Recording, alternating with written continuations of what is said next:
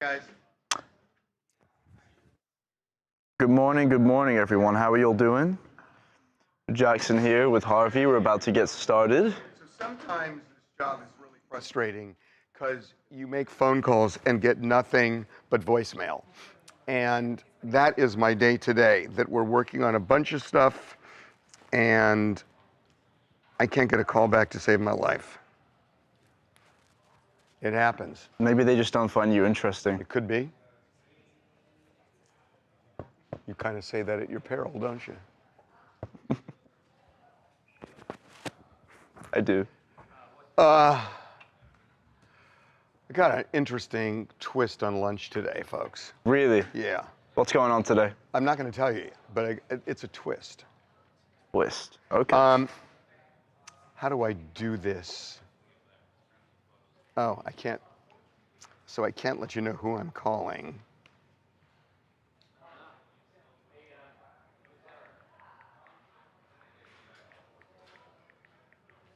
What's up, David in Iraq? How's it going, Nisi? It's good to see our regulars in here this morning.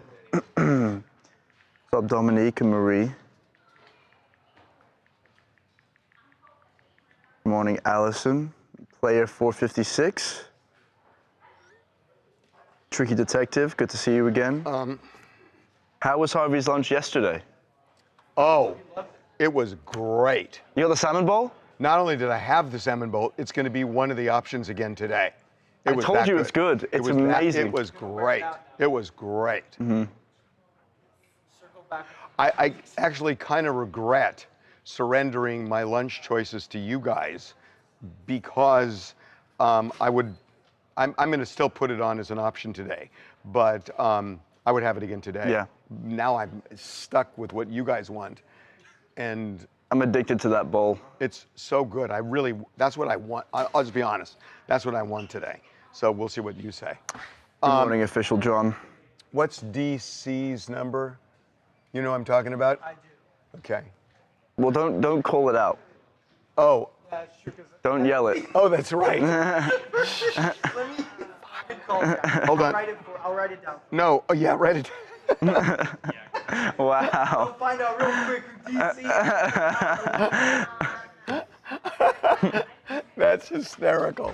We're just getting used to this, right? Write it down. No, I want you to just telegraph it to me through your mind. Okay? Try that. This is Anakin, my assistant. Do you want it to write it down, or do we want to do this telepathically? Let's try telepathically, Anakin. How's that? What do you think? I'm not even gonna give. I'm gonna give it to you shredded. You'll have to like tape it together to find out who it is. Thanks. Yeah. What are you all saying in chat this morning?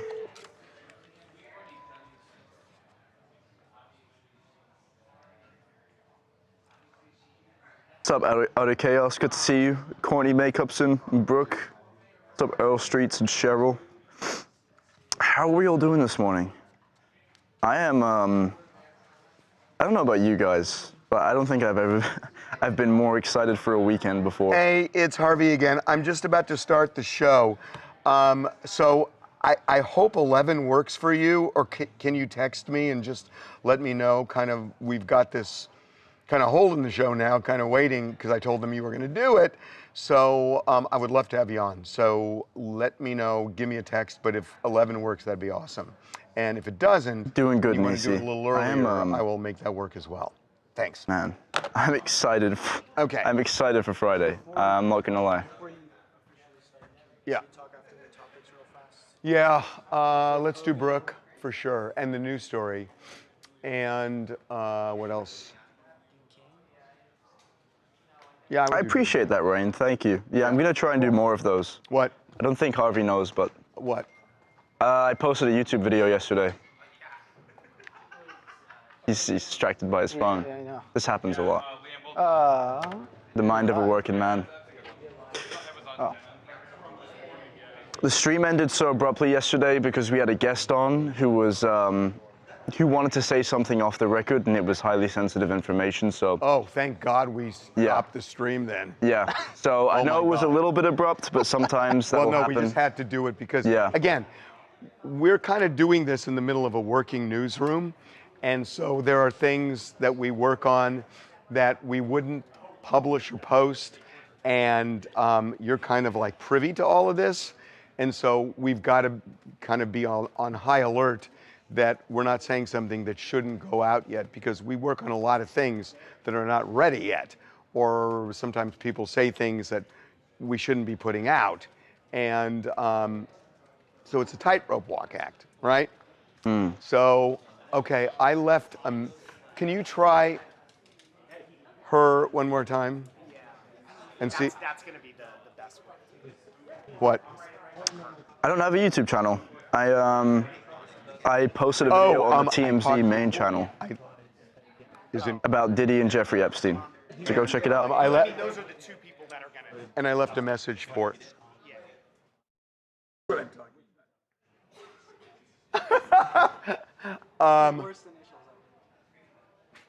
B. I got it. Okay. We have to do code around here now because of you guys. Because of you guys. But somebody was saying to me yesterday, you know, you're supposed to be really gracious and always agree with people who are on a YouTube stream. And it's like, I'll agree when I want to agree. Yeah. Right? I don't think that's what people are here for, honestly. People want the discussion. Honestly. Yeah. Right? And even when we go back and forth, it's entertaining. Oh, I disagree with him all the time. We argue all the time. Diddy first, recommended Diddy. Yeah. You know what? Jamie, 6 hours. I just talked to what's up? Let me just read that Bella one and more Buddy's time mom, before I we really start. appreciate that. Thank you. Did you call to Anakin? Yeah. No answer? I had this idea, guys. I had this idea. Let me know if you guys are interested. But I want to go live during a time where we're not shooting the show and just talk to you guys one-on-one.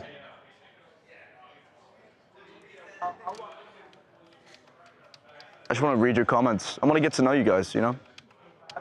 That'd be fun. Introduce people from the newsroom that you guys might be interested in or you haven't met before. I think that really interests me. Different perspectives are great, Cheryl.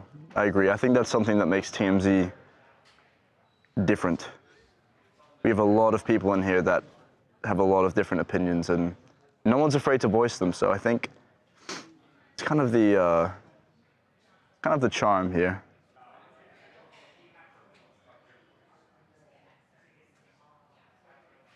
Okay, ready. Let's do Diddy. Hey, Reagan, can you hear me? So I just texted him to see if he would come on, and I'm waiting to hear back. If he does, Hey, with we're going this to blow new up the light here- segment and do it again. What should I be? Okay. What ISO should I be on? Yeah, I'm just trying to think of some place. Just sit on the something, not on a chair. It's just too stagey. Here, because he's gonna play the side here. I just switched it from 2000 to 1600. Or he can stand Talking now. What? What if I didn't do it? and here. Or he can sit here, 'cause they don't have speakers, so there's. You can't hear You the can sound. play it. Why don't he should come over here? Yeah, he can stand there. Yeah. Okay. Stand over here, and then he won't be in the shot, and then Jamie can be over there too. Okay. Oh. Are you flirting with me?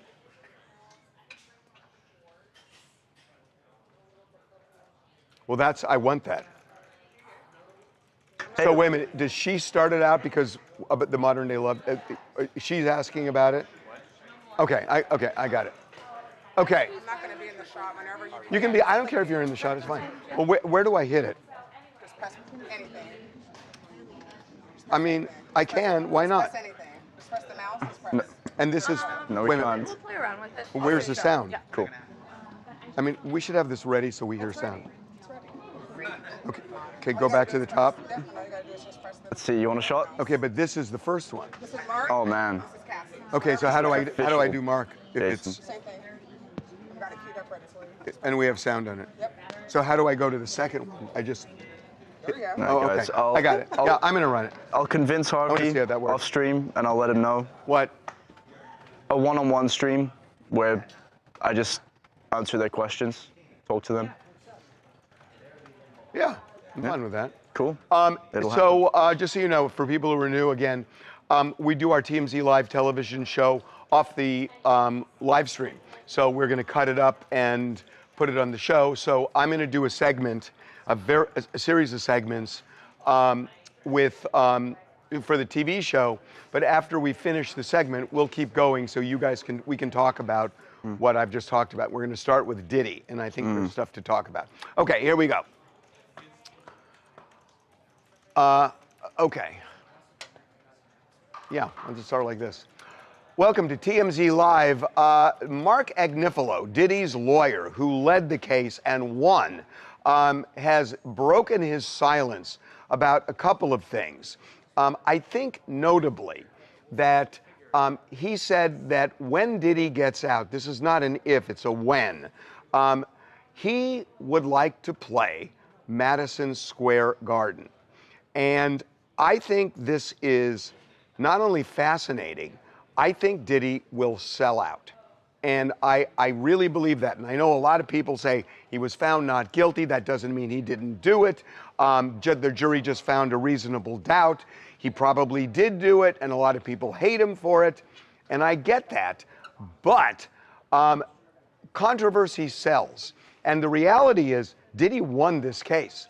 This is a ridiculous old law about taking a sex worker, putting him on an airplane, and going across state lines. He never would have been prosecuted for that if that's the only thing. So Diddy is going to get out in a year or two. And when he does, I'm telling you, he could fill Madison Square Garden, I think. I think you're right. So we learned from Eric Colley, our music expert in the morning meeting, that Diddy wasn't at the top of his career pre all this stuff happening. He probably couldn't have filled Madison Square Garden then. I think without question, at least in the first few shows that he would do, the curiosity factor, what's he going to say about this? Remember what it was like Chris Rock after the Oscars? People want to hear what his response to that is going to be. He is, in a negative way, partially, a bigger star now than he was 6 months ago or a year ago. More relevant. More relevant, certainly. And so I think he would sell it. The question is, what happens a year from now? Is he still, the controversy dies down? Probably not. But I totally agree. Yeah, the first tour, he's out. He Now, is going to be enormous. There's a lot of other things Agnifilo said. We did a documentary, a series of documentaries actually on Tubi. And in one of them, I interviewed Agnifilo months before the trial. And he said to me that the way he viewed the relationship between Cassie and Diddy, that it was a modern day love story. He has echoed that again after the trial, after all the allegations she made about the beatings. Come on over here. So this is what Agnifilo said on CBS this morning. He's someone who is always going to strive to do something, exceptional and probably demanding and challenging. But I think the most demanding and challenging thing in front of him right now is to get back with his kids and get. Oh, wait a minute. I screwed up. I screwed up. Okay, okay. I'm gonna push play here. You call the relationship between Combs and Ventura a great modern love story. Ventura said she was raped, physically abused, and became addicted to drugs because of Combs. I think that's what makes it. The rape we admit, and I know I respect that. Yeah, the stream definitely can't hear this. I'll tell you guys in a minute. In terms of the drugs and the other stuff. In terms of the drugs and the other stuff. It makes it a modern love story. I think she very. It makes it a modern love story. He very much loved her. So, what he's saying is that the old-time love stories don't involve drugs and, lurid sex and everything else, and alleged beatings. But he's saying that this reflects It is a bold statement. It's not an alleged beating. We saw the video. He's never. Well, he definitely beat her. He's never denied beating her. It's hard for Agnifilo. It's ballsy of Agnifilo to step up and call that a modern love story. I get his point. I agree with you. That this is not. We're not looking. He doesn't want to look through things with things through a 19th century or 20th century lens. But that's a hard thing for him to say. I don't think he should die in that hill. Right. But here's the thing that I do want to talk about. Jamie, come on over here. I got to talk to you too about this. Jamie's our news director. So when I interviewed Agnifilo, I asked him about the 1,000 bottles of baby oil. And he made a joke, well, he probably went to Costco. And he got skewered for that in the press for what he told me. And they made fun of him and they said, how dare you trivialize this? And everybody was making such a big deal. Baby oil was the headline. Yes. Baby oil was the headline when he was charged. And everybody thought, oh, this is it. Baby oil, to me, ended up being the Achilles heel of the prosecutors because it looked ridiculous to say baby oil makes him a dangerous man. Well, they raided his 2 homes, and all they found was baby oil and a bunch of... Agnifilo knew exactly what he was doing early on. He was playing chess when we were playing checkers. He knew he was laying the foundation for, I'm going to trivialize this case. What are they doing? It's about baby oil. It's about, consenting story of sex between consenting adults. What are the feds doing investigating this man? He said, in closing argument, he said, he looked at the jury and he's standing right at the jury box and he's saying, oh, the streets are safer right now, right? That the feds, with all of their resources and money, with 70 Homeland Security agents, they seized 1,000 bottles of baby oil. Ooh, that's literally what he did before the jury. And it worked. It worked. And it worked. Really effective. But getting back to this Madison Square Garden thing, I mean, it's a little premature, I think, because just hear me out on this. I just think that he hasn't been sentenced yet, and the judge has already indicated that I'm not letting Diddy out on bail. He's a violent guy. He might give him 5, 10 years. He's not going to give him 5 years. I don't know. The sentencing guidelines are 2 to 3. I could see him getting 1 or 2 years. He's a first-time offender. Yeah, just the idea. 1 or 2 years. The judge. But you don't consider that. You consider it for bail. You can't consider it for sentencing. He's going to get some time. The question is, a year or two. He's going to get a year or 2. He keeps citing the violence. No, for bail. For bail. This is different. I just wonder in his mind if he's like, But even let's say he gets 3 years, he still comes out. He still fills up Madison Square Garden. Well, remember, he served almost a year. Yes, so, that's right. And you only have to do 85% in feds. That's right. So he's going to be out in a year or so. Yeah. He's going to be out in a year or so. So let me get this straight. Diddy's attorney says he's planning to perform at Madison Square Garden once he's out, like he's been on vacation instead of convicted. And what's he going to open with? Bad Boy for Life? Please, that's not a comeback. It's a slap in the face. The audacity is louder than the music. But you got to concede this. And again, I'm not in any way supporting what Diddy did because what he did just in the Cassie tape is horrendous. But he won the case. I thought there was a guilty conviction. On crimes that have nothing to do with violence, crimes that they never would have prosecuted on if it was standalone. He was acquitted on the 3 main charges that they wanted him on. So he won this case. But not in the court of public opinion. Well, maybe you're right. Okay, what do you guys think? We dropped a poll. And the poll was, well, did he sell out Madison Square Garden? The majority had to say yes. Well, it was almost in the middle. 52% said yes. Well, the 48% are not saying he won't. They're saying they hopes he won't. That's what I think. That's true. I think you guys are not acknowledging that controversy sells. And there are people who are going to go just to see him. I'm telling you, I covered the O.J. Simpson murder case, and when the guiltiest man I've ever seen, and he was found not guilty, but everybody knew he did it. And he became a celebrity in Las Vegas, in Miami. He was a celebrity. He could have filled up any arena he wanted, even though everybody knew he was a murderer. So I just disagree with you. It's like one of our chatters says, even though he was acquitted of it, we saw him do terrible things Yes. that he was not charged for. Yes. And could have been charged and could have been convicted, but he wasn't charged for the domestic violence case. And what do you say to Dark Tree Gaming, who says, for God's sake, Harvey, get real, he is a monster and needs to be in jail forever? But here's the thing about that. I know you're saying that, but how do you do that when he's not convicted of a crime that is a life sentence crime? How do you say that? And Harvey, remember, we have That's Chris true. Brown as an example. Yeah, Chris Brown's a great example. The horror that he perpetrated on Rihanna. And found guilty. And found guilty of, and actually you had to pay the consequences of that in the criminal justice system. He came out, he is as big as anybody. And there's musicians just and he don't did a pay lot those of stuff prices. afterward. And yeah, right. It's just musicians, we've seen it over and over again, don't pay that price. Now, R. Kelly is in prison. He can't come back.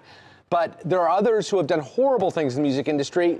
Dr. Luke has been accused of horrible things. He is still working in the music industry. Well, he was never charged. He was never charged, I understand.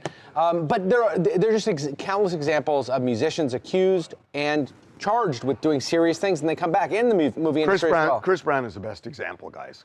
April Wine says, how about let's hold our he won until we see the other convictions he's going up against. Homie's in prison for life. He's not charged with anything He's not else charged with criminally. anything else. The state charges, right? No, there are no state charges. What about the You're talking about civil cases. Civil cases, okay. So But the people here's that the problem with against him for sexual assault.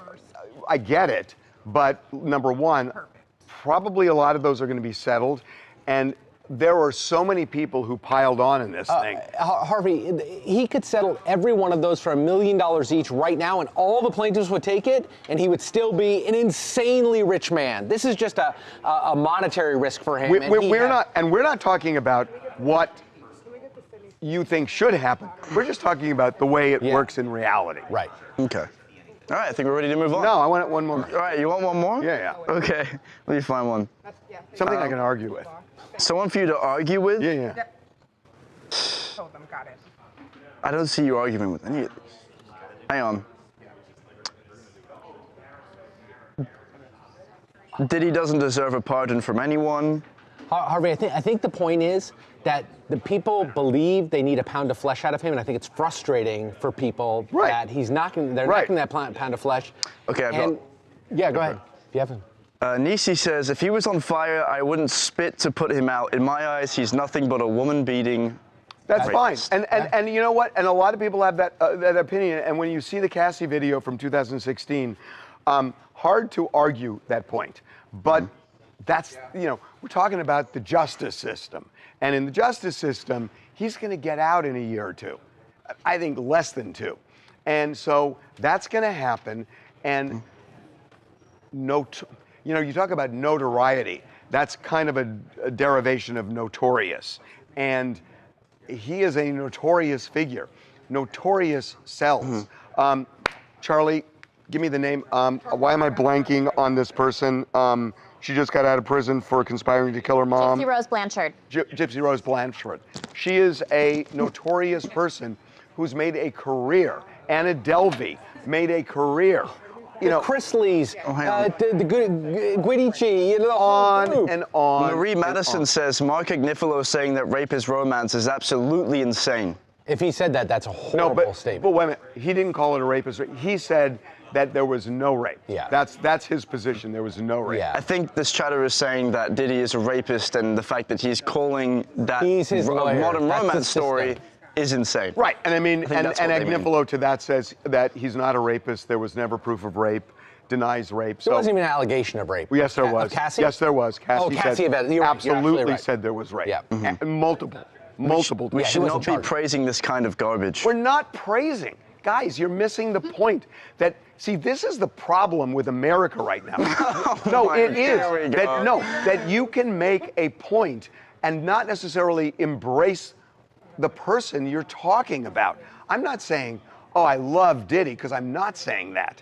I'm not even saying I like Diddy. I'm saying what he did on that video is enough for me to have an opinion about Diddy. And it's not a good one. Blue Sky says... It's not a good one. But We're just trying to analyze this. So you can't look at somebody and say, oh, you're analyzing it in a way I don't like, therefore you must be embracing that person, therefore I hate you. Right. That's ridiculous. Blue Sky says, Harvey, stop pandering to Diddy and making him seem like a good dude. Harvey, the public has spoken.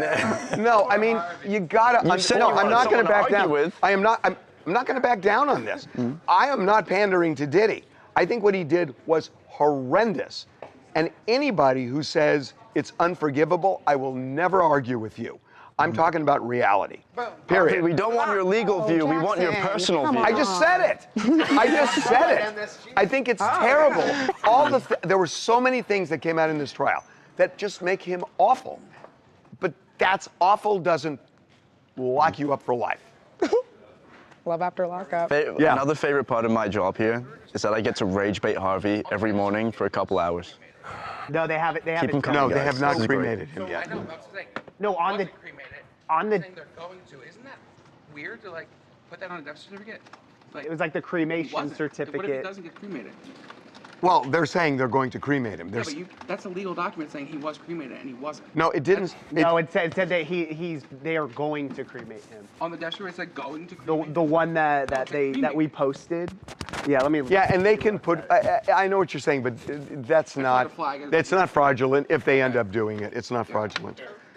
But the Scientology thing is like, what if This she is doesn't want Sky's him to be statement cremated? that you'll read. No, but Sky said last night that they are going to cremate. Oh, okay. That's what she said in her statement. Yeah. Would you do me a favor and call this person one more time and see if this person answers? Should you be showing that, Devin? Can that I'm be looking shown? at it. I want it. Can that be shown on the stream, though? You know what? Let me just make a call. I'll do it, Devin. No, I'll tell you when. Okay. I can call. Guys, we've got Tiwanda over here reading chat. Oh, yeah. What do you guys So think? if there's anything at all you wanted to see, now's the time to say it. Huh. They're still going in on Diddy. They're going in. Me. Go back. This person's going to answer. Step back further. Okay. Harvey's mic back up. Let's do this. Just everyone's dodging your calls today. Yeah, What's going on? I cannot. Okay. Utter chaos. Yeah, my blood pressure is high. No thanks to Harvey as well. So we're both in the same boat. He's giving us high blood pressure. Okay, there is a twist in Hulk Hogan's death. That when you look at the death certificate, it says that he has been cremated. And as a matter of fact, if you watched TMZ Live yesterday or you watched our YouTube live stream, you heard Brooke Hogan very emotionally talk about this and say that her dad actually didn't want a funeral and wanted to be cremated with his ashes thrown in the ocean where his father's ashes had been thrown. And that's what Brooke celebrated by going to that ocean, not going to the funeral. Well, last night, after the Brooke interview where she was very, I think, critical of Sky, that Sky posted something that was very surprising because we were talking in the office. Why was there a casket? If Hulk was cremated, there was a big casket. Why was there a casket? Did they just put ashes in the casket? The answer is no, because Sky said he has not yet been cremated as our family is making sure every question about his medical care is answered first. Once we have that peace of mind, we will honor his wish and fulfill it with love and respect. Now, clearly, what Sky is referring to is Brooke saying a few days ago that she wasn't so sure that he died of natural causes, insinuating that there was some sort of foul play. And now Brooke is actually, so we knew Brooke had thought that his body had been cremated because obviously she's not close with the family and the people around him now. By Sky saying this, she realized that he had not been cremated yet. And so she posted this morning. I'm glad to see that my dad has not been cremated and that Sky is waiting because of family questions. With all of the speculation and uncertainty of my dad's death, I want to personally offer to pay for an autopsy if that's what it takes to get it done. My dad's dignity and legacy deserves it. So essentially, it feels like Sky essentially, you know, if she says no to the autopsy, it's weird because she's saying She said, until the questions are answered. Brooke is saying, here are the questions. Why were they operating on a guy with low white cell count who had leukemia? Why were they operating on his heart? She had suspicions. And so if that is what Sky's addressing, it seems like they got to do an autopsy. It seems like they're for sure going to do an autopsy. And the other big thing that she thought was a little weird was that it was, and I don't know if this is just maybe normal, but Hulk's primary physician was the one who signed his death certificate. Right. The medical examiner never did an autopsy. And in her mind, it's like, if this guy just had a surgery, he was 71, so he's a little older, but why wouldn't have the medical examiner looked into it to see if they did something wrong in the surgery? I kind of wondered the same thing. It was odd to me they didn't do it. Because they, if it's in the hospital, it's one thing, but he died at home. Right. And he had a heart attack, we thought.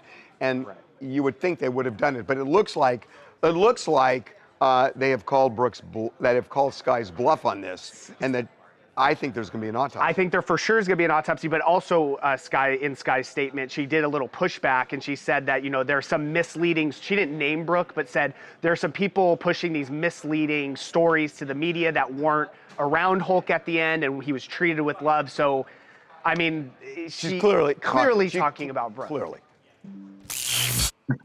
Rami from Miami, and I feel like this whole situation is kind of like a whole Scooby-Doo special, because it's just like, is he cremated or not? But end of the day, I hope Brooke get her closure with the autopsy, if his body's not cremated, and she's going through a lot right now, so end of the day, how you feel about the guy, he's still a dad, and that's most I could say. If you watched TMZ Live yesterday or watched our live stream and you heard Brooke, the autopsy is not going to create closure. She has all sorts of issues unresolved with the family and with her dad. And this is a rough time for her. Wow. No poll here. Still all Diddy. All Diddy still? Yeah. How much do you hate me now?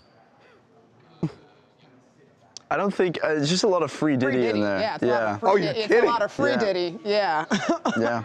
Well, that turned.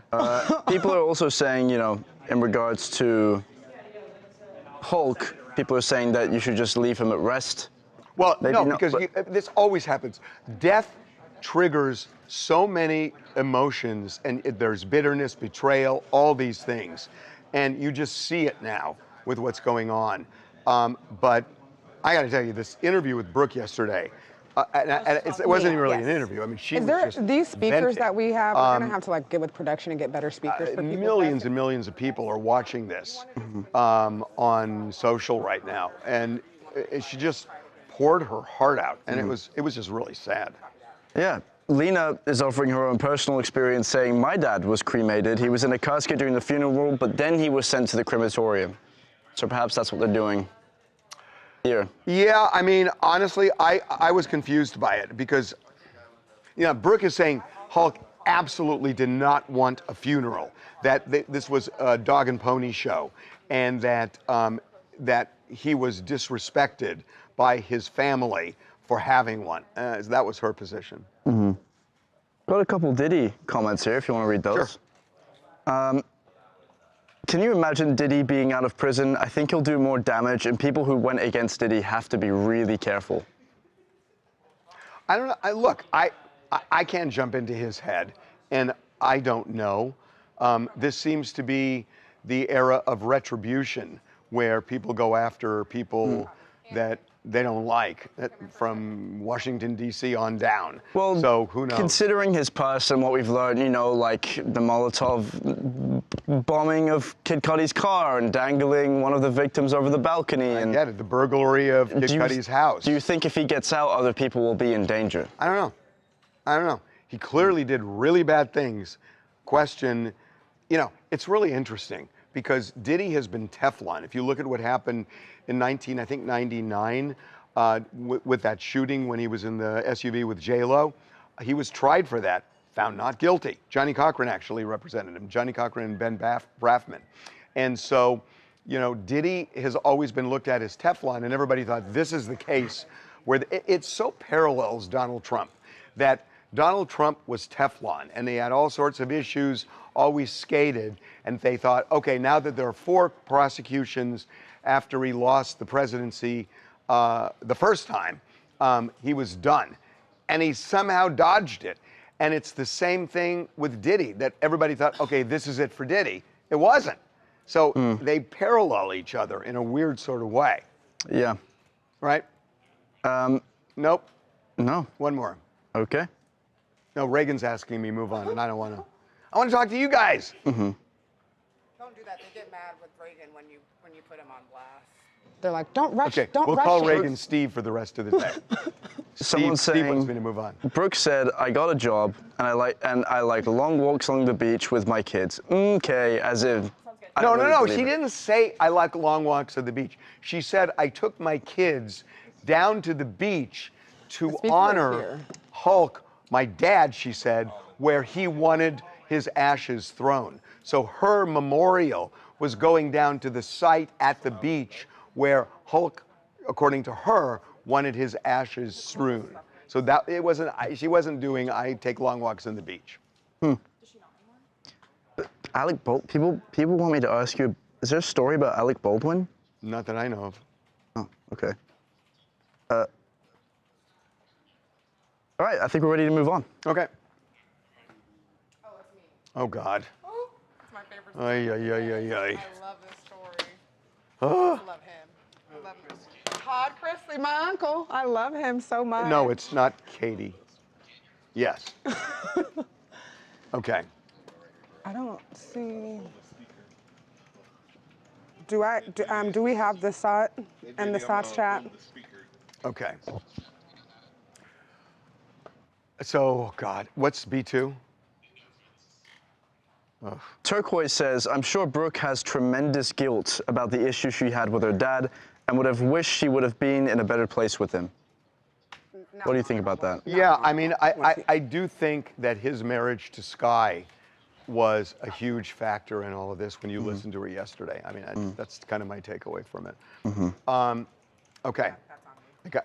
This is a big turn. Uh-oh. What's this? Yeah. Let me do this. Wait a minute. Was his brother-in-law who said it? Give me. I'm sorry. Give me the backstory again. To this story?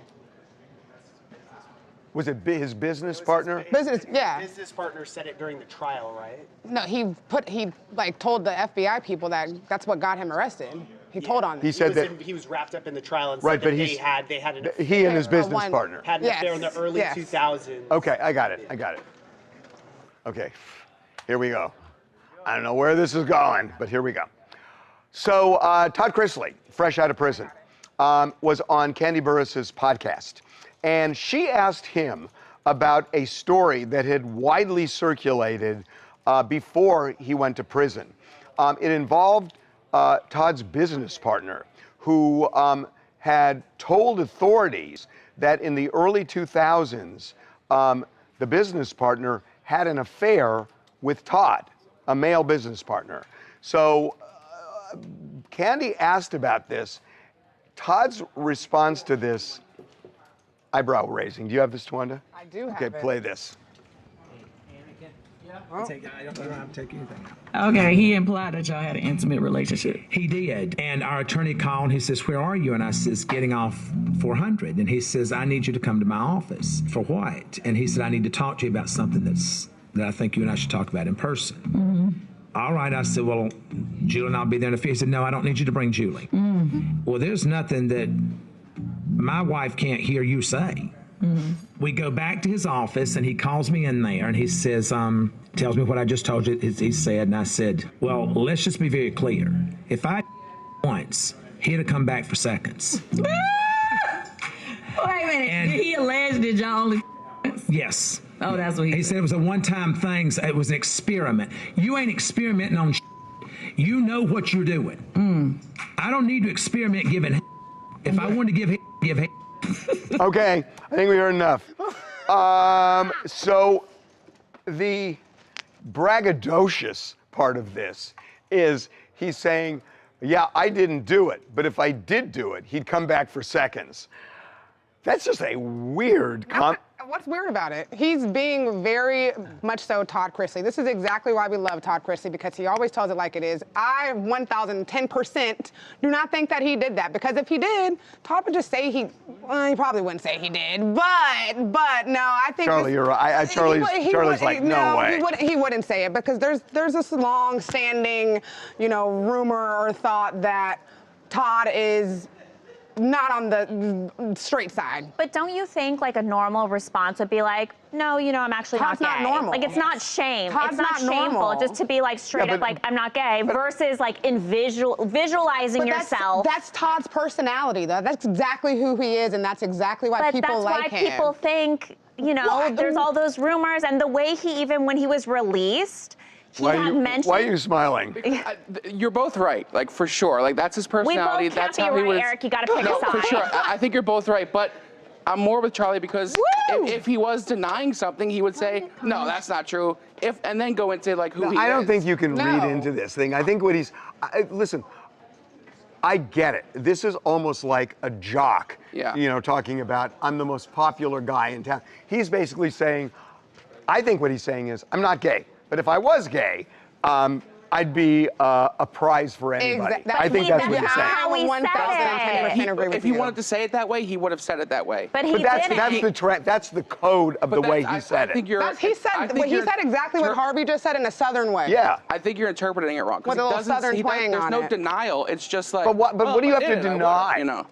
I mean, I think he's kept this storyline going for a reason. And let me be clear, I don't mean the denial of like being with this specific guy. I just mean being into guys in general. Yeah, but what I'm saying He is... also cracked a joke right out of prison that he wanted to go back in there. Yeah. And everyone was like, oh, you had that good of a time in there. You're missing... all he's doing is dunking on his wife. But you're missing my point. He called her ugly. I think he dunked on his wife before he went to prison. He uses this ambiguity to his advantage for 1000%. publicity. I don't think Todd Chrisley is that smart. If he was, oh, he he would is. have been He totally is. Baby girl. Baby girl. He's definitely using it for sure. Bless your little heart, Charlie Neff. KC, California. Todd Chrisley is hilarious, and I love how blunt he is. But I have to agree, he still didn't answer the question, which still has me doubting if he's telling the truth. Oh, well, but he's not answering the question because we're talking about it now. If he just said, that's ridiculous, then it's, okay, what are we going to talk about?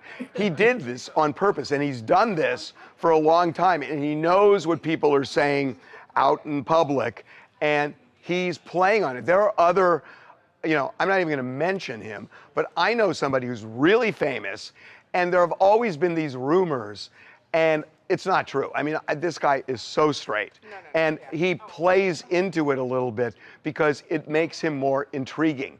And honestly, I think that's the case with Todd. So we dropped a poll saying, did Todd's response shock you? What do you think they said? I think most people said no. Yeah, 75% said no. Yeah. I thought they'd say yes. They believe he's gay. Yes. Yeah. Yeah. Well, as he should. He totally leans into As he should, and it works. Yeah. Yeah. People are saying, one of our chatters says, he's just a sassy queen.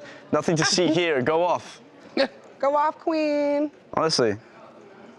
People are saying it's just Todd being Todd. And also, what do I know? I mean, who knows? Well, someone said, Harvey, don't pay us any mind. You're right, so. Well, I mean, but who knows, right? And honestly, why? It's like, it's so bad when people are just closeted. I'm not saying him, but it's like the whole idea is like you treat it like this dirty little secret. It's a bad way of looking at things. But I also just don't think Todd, if he would. See, what I hate about this is I think if he would there are be loud kids. about it. What I hate about it is there are kids who are struggling to come out, and I know this because I was one of them. Copy that. And we'll play that at Devin's. And when you see reactions where it's this forbidden kind of thing, it messes your mind up in a really, really big way. Is that Dean? Yes. What did he say? Yes. That's who DC was. Yes, sorry, finishing something up. Great. Okay, so he's on for 11. He's on for 11. Yep, Dean Cain's coming on. Yes. He just texted back finally. My typing. Yeah, did you read what you sent him?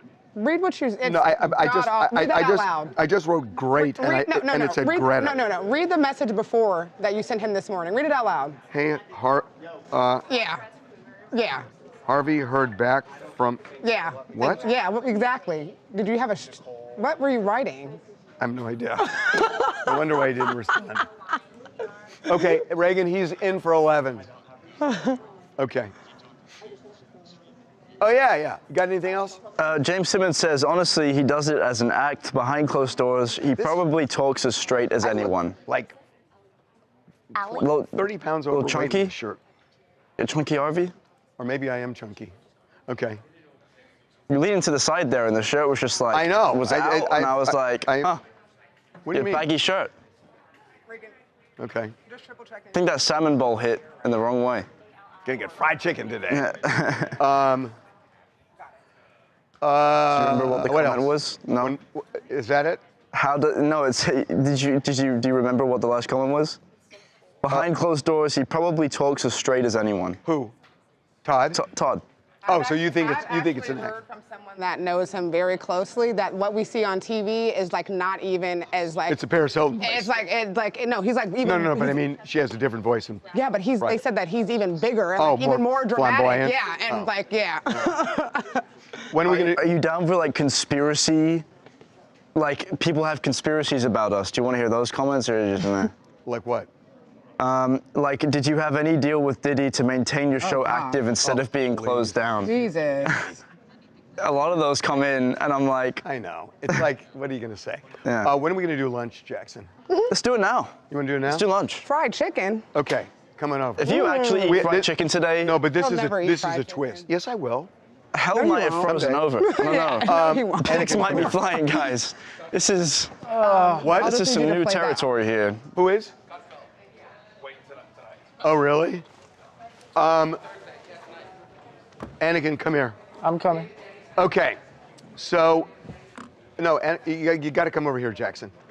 So, okay, so, Anakin, today's, what we do every day is you guys choose what lunch I'm gonna get. You want to close your emails? What's the matter? Close your emails. Yeah. Oh boy.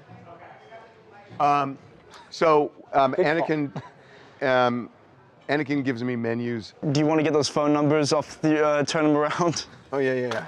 Oh my God. Yeah. Okay. I'm like Neo here. Okay. Bullets. So, every day you guys choose what lunch I'm gonna get, and I actually abide by it, even if I don't want it. So today, there are gonna be 3 choices. There's a twist, okay? So you choose one of the 3. Okay, the first one is the salmon bowl at the place that we got yesterday that you guys chose, which was so amazing and so good, I can't even tell you. It was fantastic. The second choice is the poke that I've wanted to get all week, but nobody's voted on it. There's a third choice today. All right, there's a third choice. Here's the third choice. Oh, interesting. Oh, So, God. I brought something from home. Oh, God. Okay, that I had for dinner last see night. this. And I ate this for breakfast. Oh, man. So this is. What are we doing right now? It's chicken. Okay.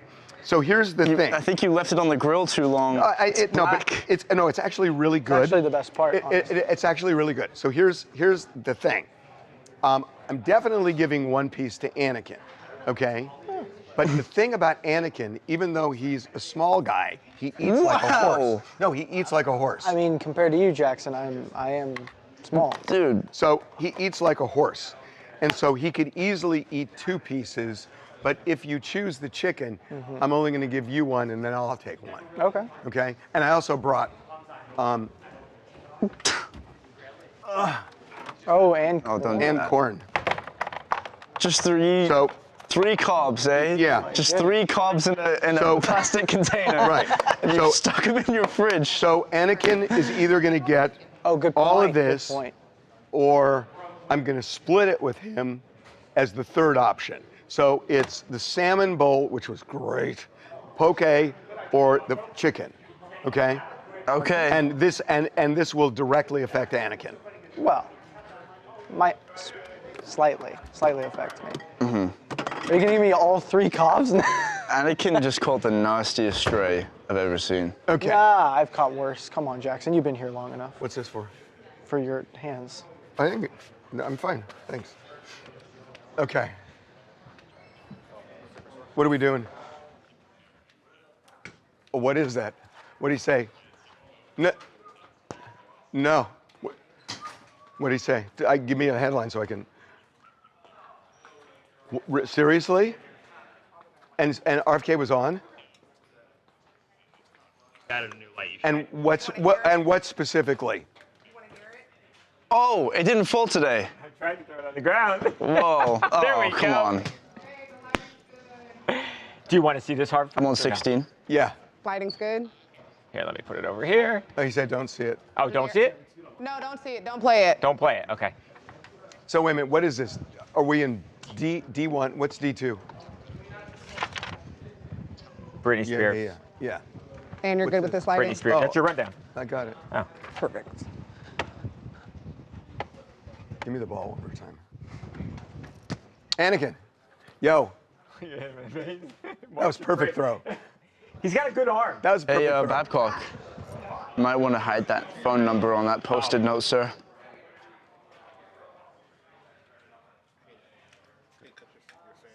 Yes.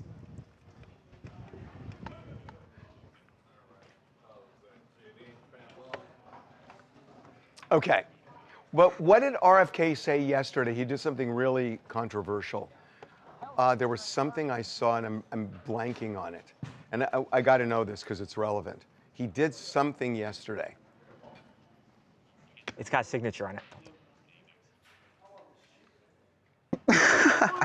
mRNA. mRNA. You guys are funny, man. And what?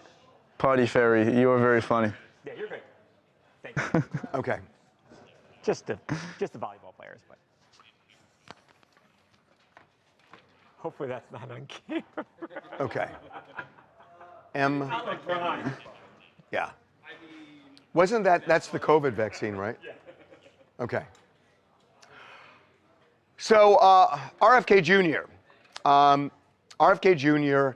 Has cut out $500 million in research for RMNA vaccine development.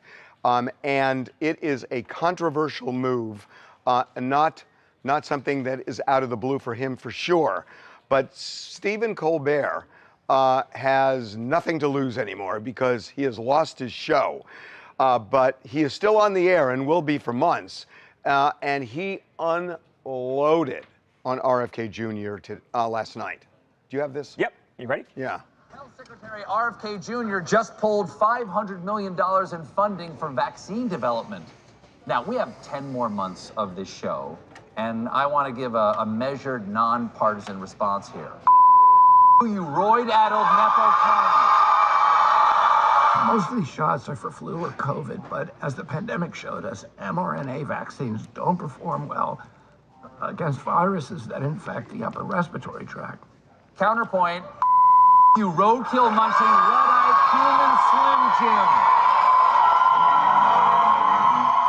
You're gonna kill people. You know, it's funny because that's why he's losing his job, by well, the way.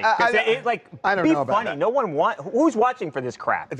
The other side to it is Democrats have played so nice, and they're playing in the same ring now. Yes. When did they play? When did they play night? Was it before or after Did you they hear tried to Trump send Donald Trump to prison for 1,000 years? Did you hear Trump talking about this whole Epstein thing is bullshit? You hear him say that yesterday? Yeah.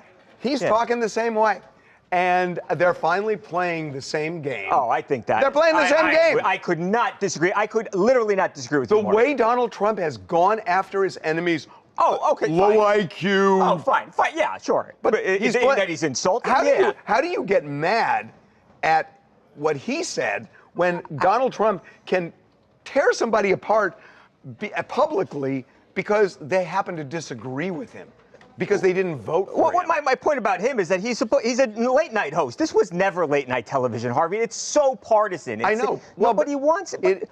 Nobody wants that from him. That's why he's losing his show. He was number one because of it, Babcock. He was number one because of it. He's number one by a hair, and their audience is so small compared to what Johnny Carson, compared to David Letterman, Jay Leno. You know that. Every audience is small compared to them. I know, but because Babcock, you can't call half the country pieces of crap. There were three networks then. There are a million networks now. Sure. So you can't say that. He was number one. People wanted. Does alienating half of the country help your ratings? No. Well, it helped Donald Trump because he's alienated half the country and he's president. He doesn't have a television show. What are you talking about? The country's He's running it like a television show. Well, yeah. He's great at that. And by the way, that has helped him. So why can't he do that? He can, but it's going to make you lose your job because if you alienate half the country, if you call half the country garbage and call them idiots, then nobody's going to watch you anymore. What he's saying is, and there's a lot of science behind it. And I understand that there are two sides to it, but there is a lot of science. I don't know about vaccines. But there's a lot of science that they save millions of people. Oh, yeah. Look, I got every vaccine you could get, I think. So I'm not saying, I'm against vaccines. And when we are building a $200 million ballroom at the White House and cutting out paid with pride, that's not being paid with taxpayer funds. First of all, good luck on that everything gets paid for privately when you're dealing with a government building. Good luck on that. That's BS. And then childhood cancer research gets cut. I'm sorry. Hi, my name is Onya Kachiyamari. I'm from Los Angeles, California, and I say good for Stephen Colbert. He doesn't have much time on his show, like you guys said, and at the end of the day, I think he's just saying what millions of Americans are thinking, but on a late night television show.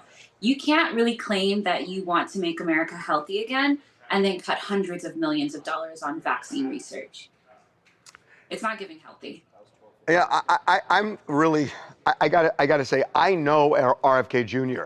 And I know him in no small part because he used to go to my gym all the time when he lived in LA.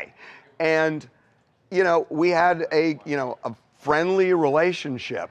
And it's just a weird thing that when somebody assumes a job and they take positions that you really disagree with. Again, I subscribe to the whole Bill Maher thing that you can't hate somebody because you disagree with them. But it does kind of shake you when all of a sudden you have to look at somebody just in a completely different way. Do you want the input first, or do you want whatever you want? First? Jackson, you're in control. All right. Don't ask me. Did RFK do the right thing, cutting vaccine research for funding? 69% said no, and 31% said yes. It's interesting, 31% said yes. I think that number would have been 18% 2, 3, 4 years ago. That's a lot closer than I would think. Yeah, I think so I'm too. surprised. No, I'm actually not. Really? That's what's happening in the country. It's the COVID rebound. People are skeptical of vaccines. Yeah. They're skeptical of science. And by the way, I understand why people are skeptical of science. I am really critical of the way our government handled COVID. That, what they're saying now is, well, we just didn't know. It's okay. Well, then say you don't know. But don't tell us things that you state as fact, but you actually don't know. Don't come back 5 years later and say, well, we actually didn't know. If you didn't know, then don't say it's so. Right, you want to talk about, because people will die because of that, Harvey, because there will be a rebound, a chilling effect, and people will There is a people chilling will effect. Die then. There is a chilling effect. Yeah. And I think it's been really irresponsible that people overstepped and talked about things as fact that weren't. And, and I think kids not going to school for a year, we're going to feel that for a long, long time. I agree. What else?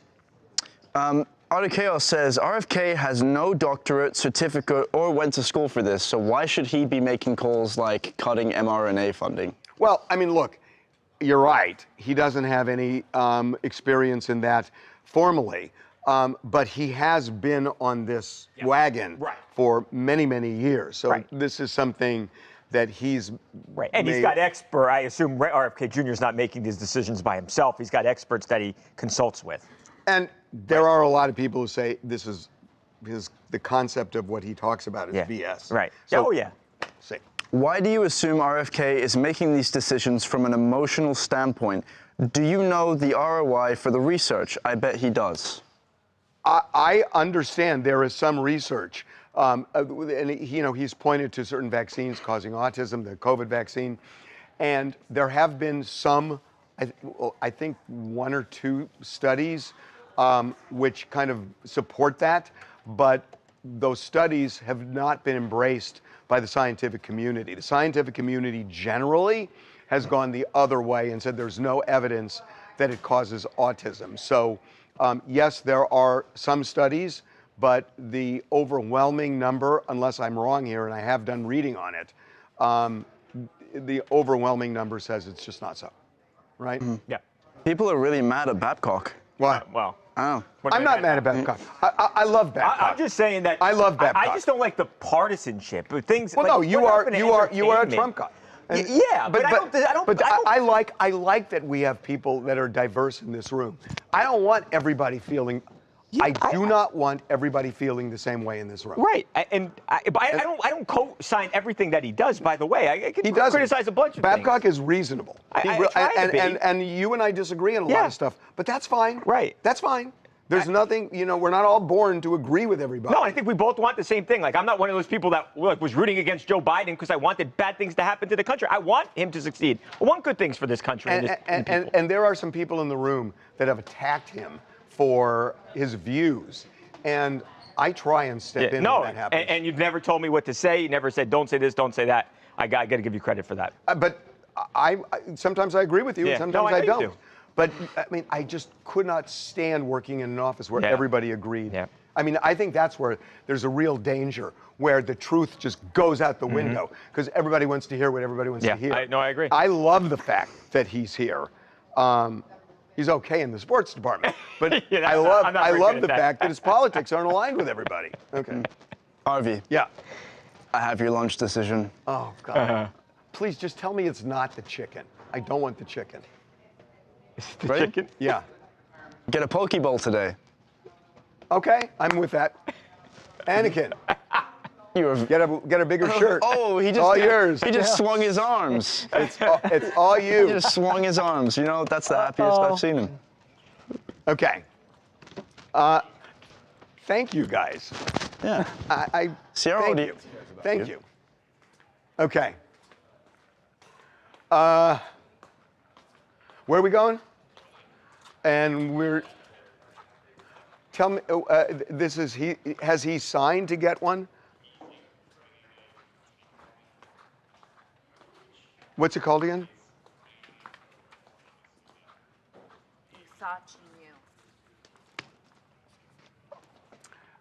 Let's start on a 2-shot. Why start on? Oh. Yeah.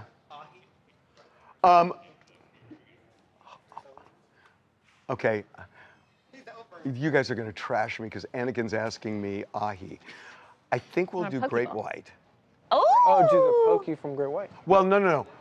Pacific Catch has one. That's the one I'm referencing. But I don't want sushi. I don't want rice. I want to. Jacket? Yeah. People were expecting you to be happier. They No, I'm real. Crazy reaction. They want you I'll be honest with you.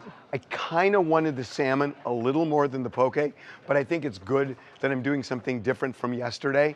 So I'm actually really happy. I'm super. Market. It was great. It was I'm telling you, that's the best thing so they make. Good. It was so good. They have good salmon. But I'm really glad we're doing it. He knows. Can you do me a favor? Because you know what I want to do? Double the poke and lose the rice.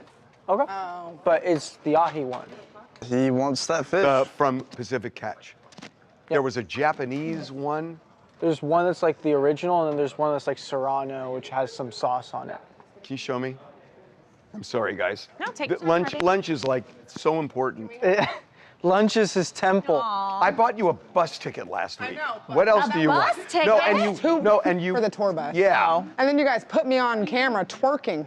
Well, you were twerking. I didn't know who was filming that. All right, I'm gonna fix the mic. What's he doing? It's these two. Anakin, emails. Wait a minute. Is this? Emails.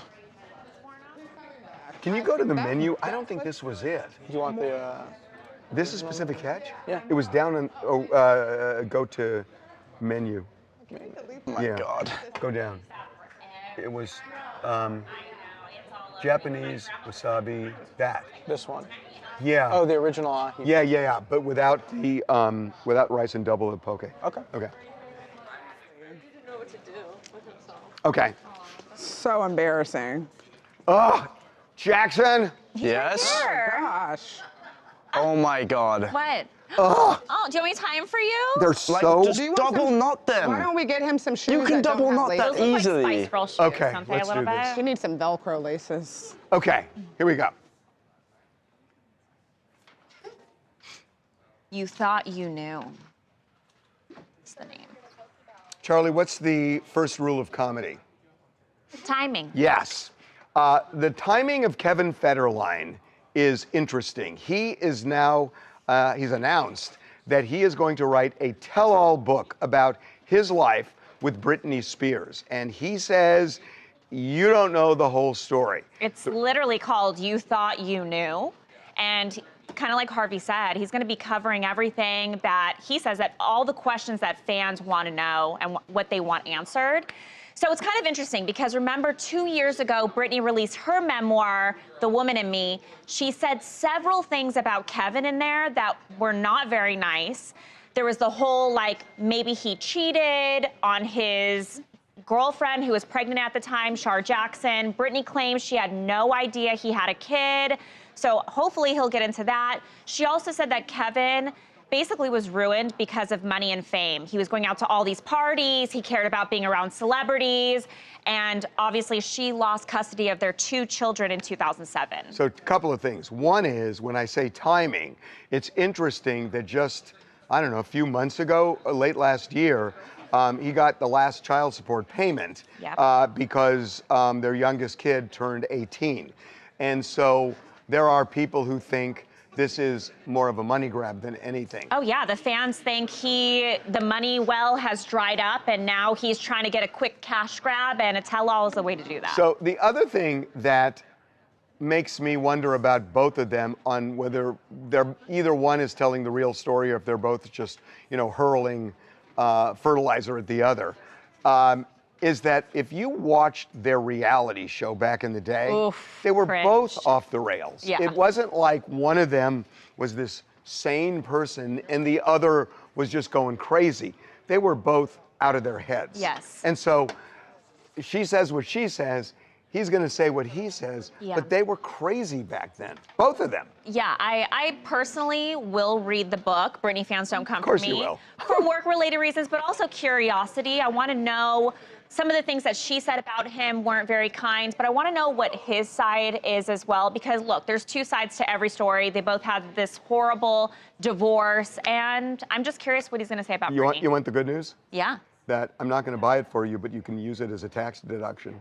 Oh, Yeah. ooh, lucky me.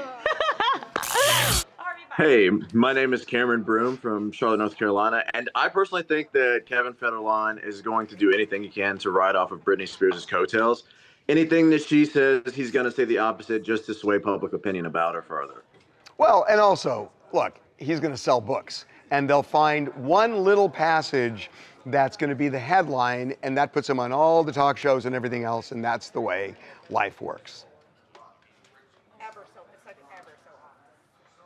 He only got me that bus ticket because I got Ray J. He didn't Hey, buy me. Anakin, do I have something at 1:30 today? Or can I take a call? No, not just yet. I'm going to Okay, I'm taking a call at 1:30. Okay. All right. So, is Kevin Federline's book a money grab? 92% said yes, it is. Of course. Ramboli First Blood says 21 years child support back counts, pal. That counts. Counts as what? I don't understand what you mean. Counts as what? Not a part of the story. Yeah. It wasn't 21 years. It was 18. Mm. Well, For 2 kids. yeah, but the first kid, they didn't have to pay after the kid turned 18. Right, but the second one, Yeah. it was either 18 or college, and it ended up being So I guess, college. he got 21 years worth, but I get it. Okay. Auto Chaos says Kev was a backup dancer. He has no talent and can't use Britney for money. I like was a Papa backup- Zao. I like Papa Zao. Bubba Zhao's good, and he was a backup dancer Honestly. for Janet Jackson, you guys. He's not like a nobody. Yeah, how dare you trash backup dancers? Federline's about to make $1 million. People are so nosy. Well, she wrote a book. I don't know Kevin. Silence can be golden. Why give it any attention? He's just looking for money. This child support payment stopped. I found him to be handsome, but his inner character makes him ugly. Yeah, but she wrote a book first. And he was silent for many, many years. Yeah, he was silent. Until he wasn't. Yeah. Yeah, that's not fair. She wrote a book first, and he said nothing. Yeah, there's... Sorry. Wow. What? Can't say it? No, I definitely can't. Yeah, no, I think we're ready. Federline is a bum. It's not going to be interesting. Let me see what you're wincing at. Oh, okay. Let me see. I gotta scroll down to see it. Hang on. Let me see. That. Hold on, I gotta...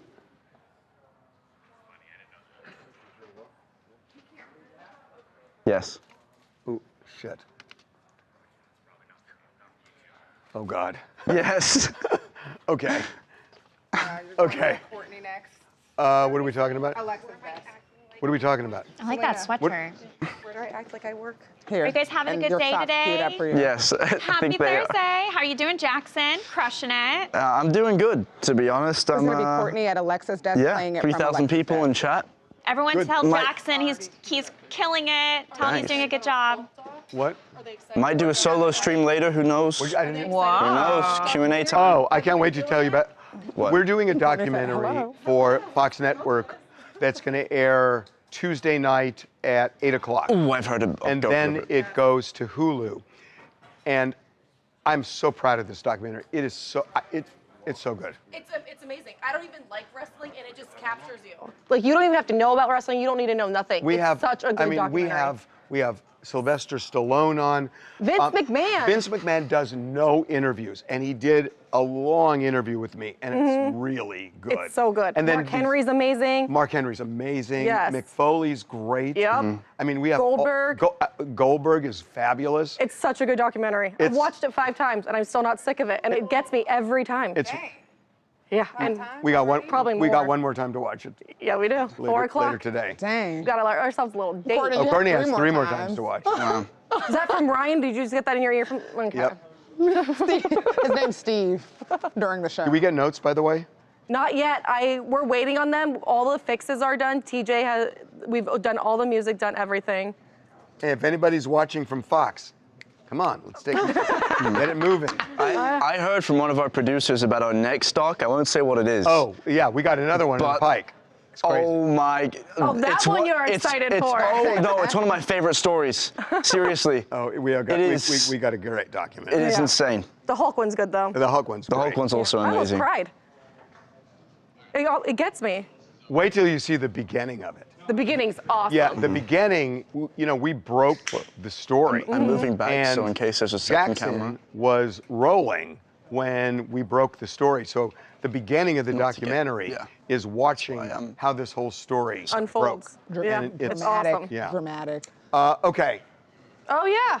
now who is, This is Okay. Selena, baby. Selena Gomez. okay. Okay, here we go. Yeah, you should, we'll do it together. Oh.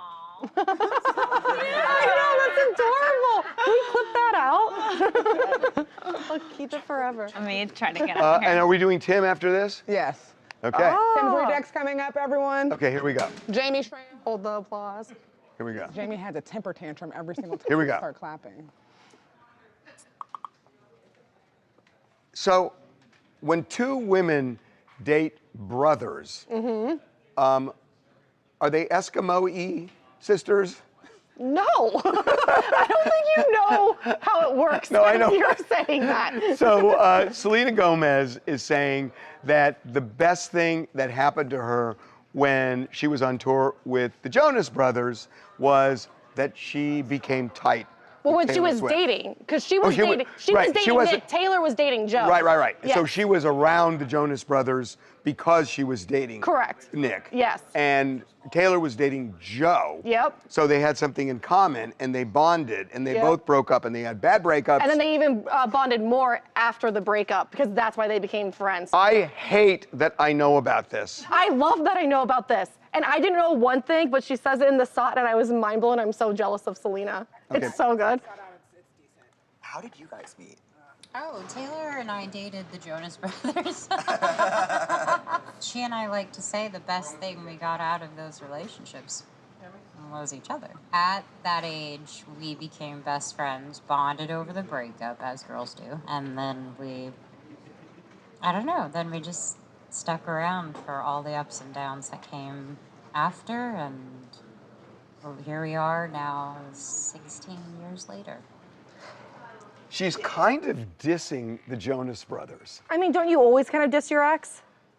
I mean, it's 16 years ago. And why not So? just... She said they can laugh about it now that they are all friends, now that they get it. They were super young, they were like immature during it, but like now that they're friends. She's saying that, but she also says she got to hear Love Story before it ever got released. Before anyone heard it, she got to hear Taylor Swift's one of her biggest songs. Oh, I didn't know that. Yes, and I was like, that's so cool. The other thing is the Taylor Swift, her best friends sometimes come and go. This one has I know, always and this stuck one has around, stayed. and I love it. It And that's stayed. why when everyone says, oh, Taylor Swift, she's just so like wishy-washy. No, 16 years of pure friendship, and they love each other. They're always there for each other. Okay, it is that time of the week, folks. Yes. Oh. Oh, I didn't know we were doing Skype. Hello, Alex from London here. I hope you're all well. Yeah, this is a beautiful story from Selena, really. I'm happy to hear her side from it, especially because these were such public breakups. They were extremely publicized. So I'm very happy that their friendship blossomed through these and it's still going. Yeah, I mean, that's really the point, transparent. that it not even blossomed, that it endured this long. This is a rough business they're in. Okay, it is that time of the week, folks. Time for Tim's Rejects. What's going on? Tim, I am soloing it today. Charles is gone, so you can't do skiing. Okay, no skiing for sure. Okay. Okay, so I know a lot of people are very strict when it comes to working out and their diet. So if you're one of those people, now there's a swole bowl. I don't know what you're talking about. Well, it's a swole bowl. So you put your cheat snacks in the bowl, and then it give me a registers break. when you're working out with your pulse, and then you can have your so-called cheat meal. So I don't understand. You're burning off the calories of what you're eating? Yes, exactly. Do you understand how many calories you'd have to burn to eat that whole bowl? Yeah, a lot. You'd have to work out a lot. Tim, that is ridiculous. Okay. Well, Okay. All right. So if you want to go wakeboarding, but you don't necessarily have a boat ready to go, alternative, you would use an excavator if you have a spare one around. So these guys definitely did. Got the excavator. Oh, put that it looks in like the, fun. Yeah. Oh my God. Yeah, and so it's not in the deep end. It's just right there off the water or off the sand there. And you take the excavator, hook up the line, and you go around and around, and you wakeboard. And Okay, that's awesome. By the way, not last week, the weekend before, I saw a guy at Santa Monica Beach, and he was paragliding, but he was on one of those, the foils. Oh, yeah. And so Hydrofoil. the hydrofoil was coming out. He was in the air where the fin was all the way up, but it was being propelled by the parachute, and it was unbelievable. Oh, wow. Did he land? He was like amazing, and he was just going back and forth. It was incredible. That's really cool. Okay, last one. All right, so I know it's usually dangerous when you toss a baseball into a kid that has a baseball bat and you're in front of them, close proximity. Oh, God. Well, check this out. This guy here tosses the baseball, and reflexes Oh! are on the money here. That could have been really dangerous. Oh, he caught it. Yeah, he caught it. So it was coming straight for He his caught it face, with and his hand. He caught it with his hands. Reflex, and good for him. Is that like a hardball? Don't know if it was a hard ball or not, but either way, if you get hit in the face, that's no good. Okay, that was a B. Good job. I'll take a B. Okay. All right, see ya. See you, Dan.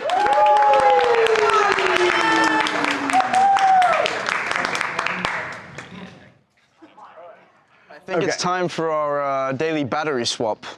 Oh, yeah. We got to change batteries, so it's going to take about 60 seconds. So stick around. We will be back.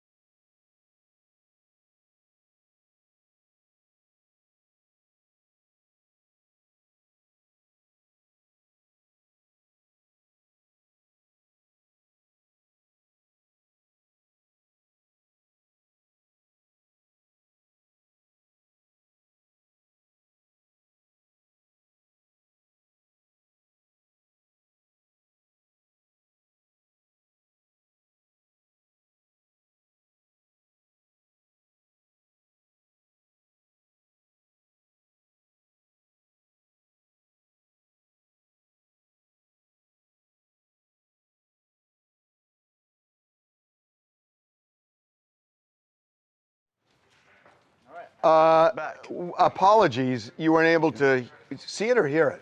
Both. Both? Beginning to... Yeah. You'll be able to see that from now on. We're going to show it to you. So I don't know why that happened, but it's not going to happen again. You will see it next time. Thank you again for the poke. I really appreciate that. No, I'm actually really looking forward to it, so thank you. Okay. What are we doing? Tell me again. Stands.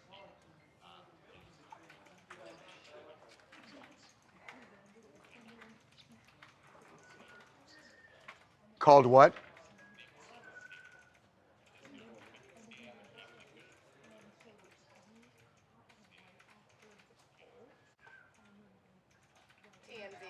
Right, but it's now, but the doc with a C-E. Stamp. Okay, got it. Okay.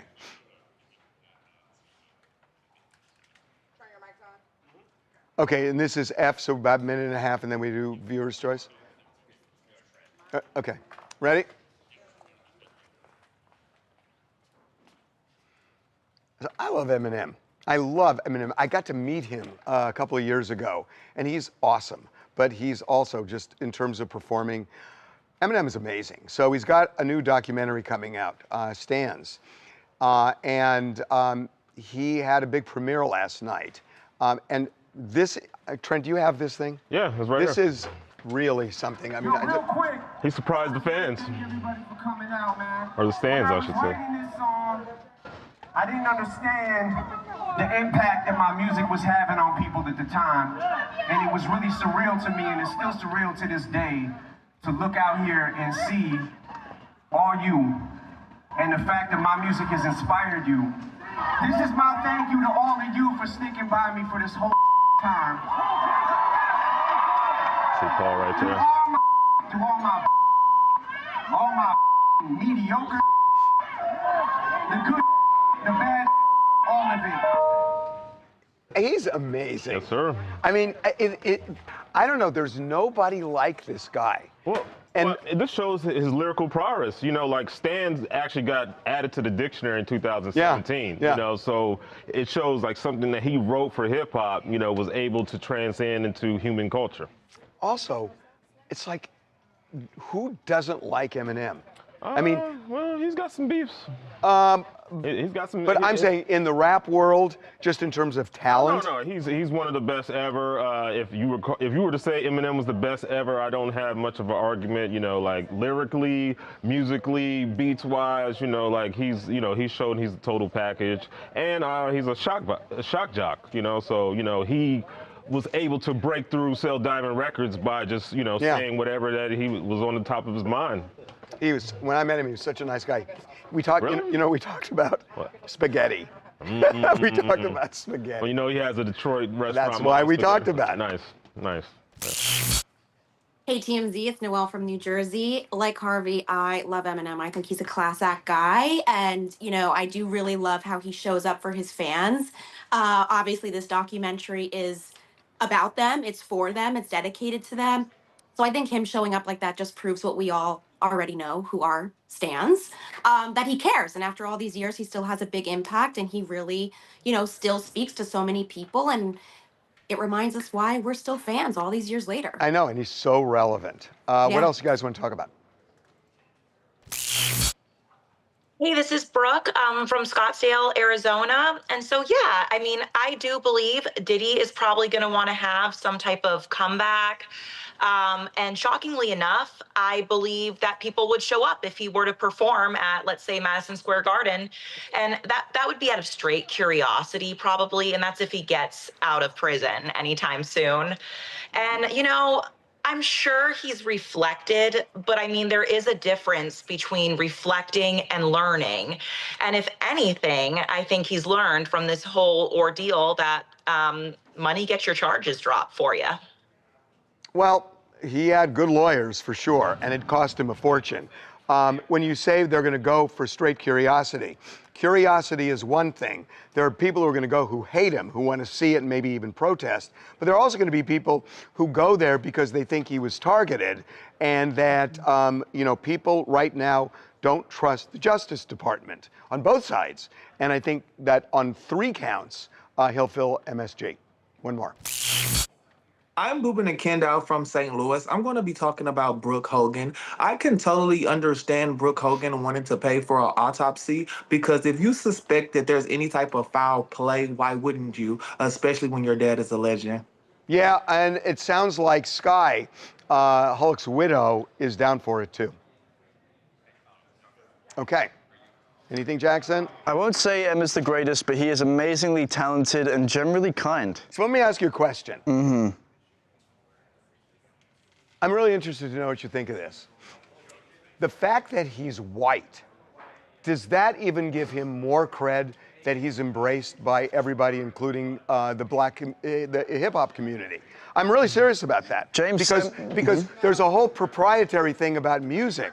Well, wait a minute. We made the exact. But wait. case. There's a whole proprietary thing about music, and it's been used about rock and roll with Elvis, right? But it's not being used with Eminem.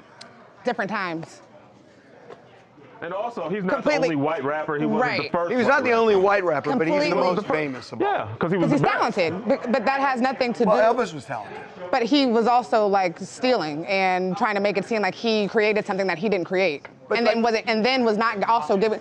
But when is it? To a lot of people. But some people feel like when there's an influence of the vibe of rock and roll, the vibe of jazz, the vibe of rap, when white people take that over or try, that it's almost appropriating it, and they used it with jazz, they used it with rock, but they're not using it with Eminem for hip hop. Has Eminem, when he raps, does he say the N-word? Does there any? No.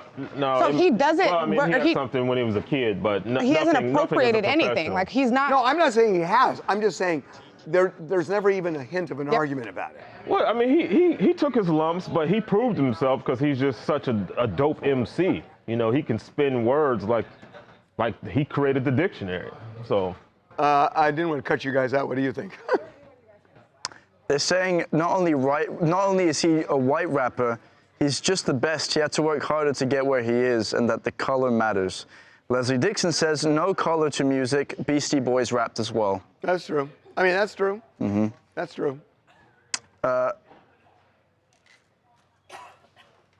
I was really betting on Vanilla Ice to be the white goat rapper. Oh, come on.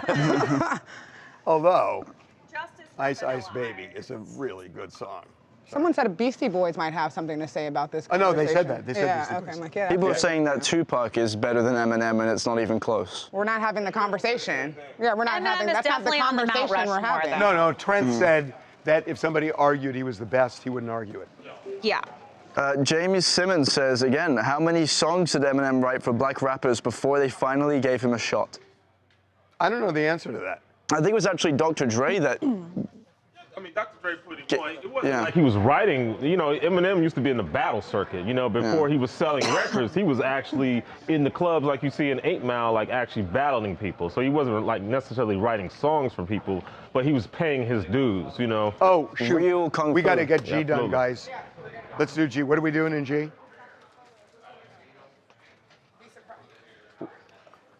What is it? Okay. We got a minute?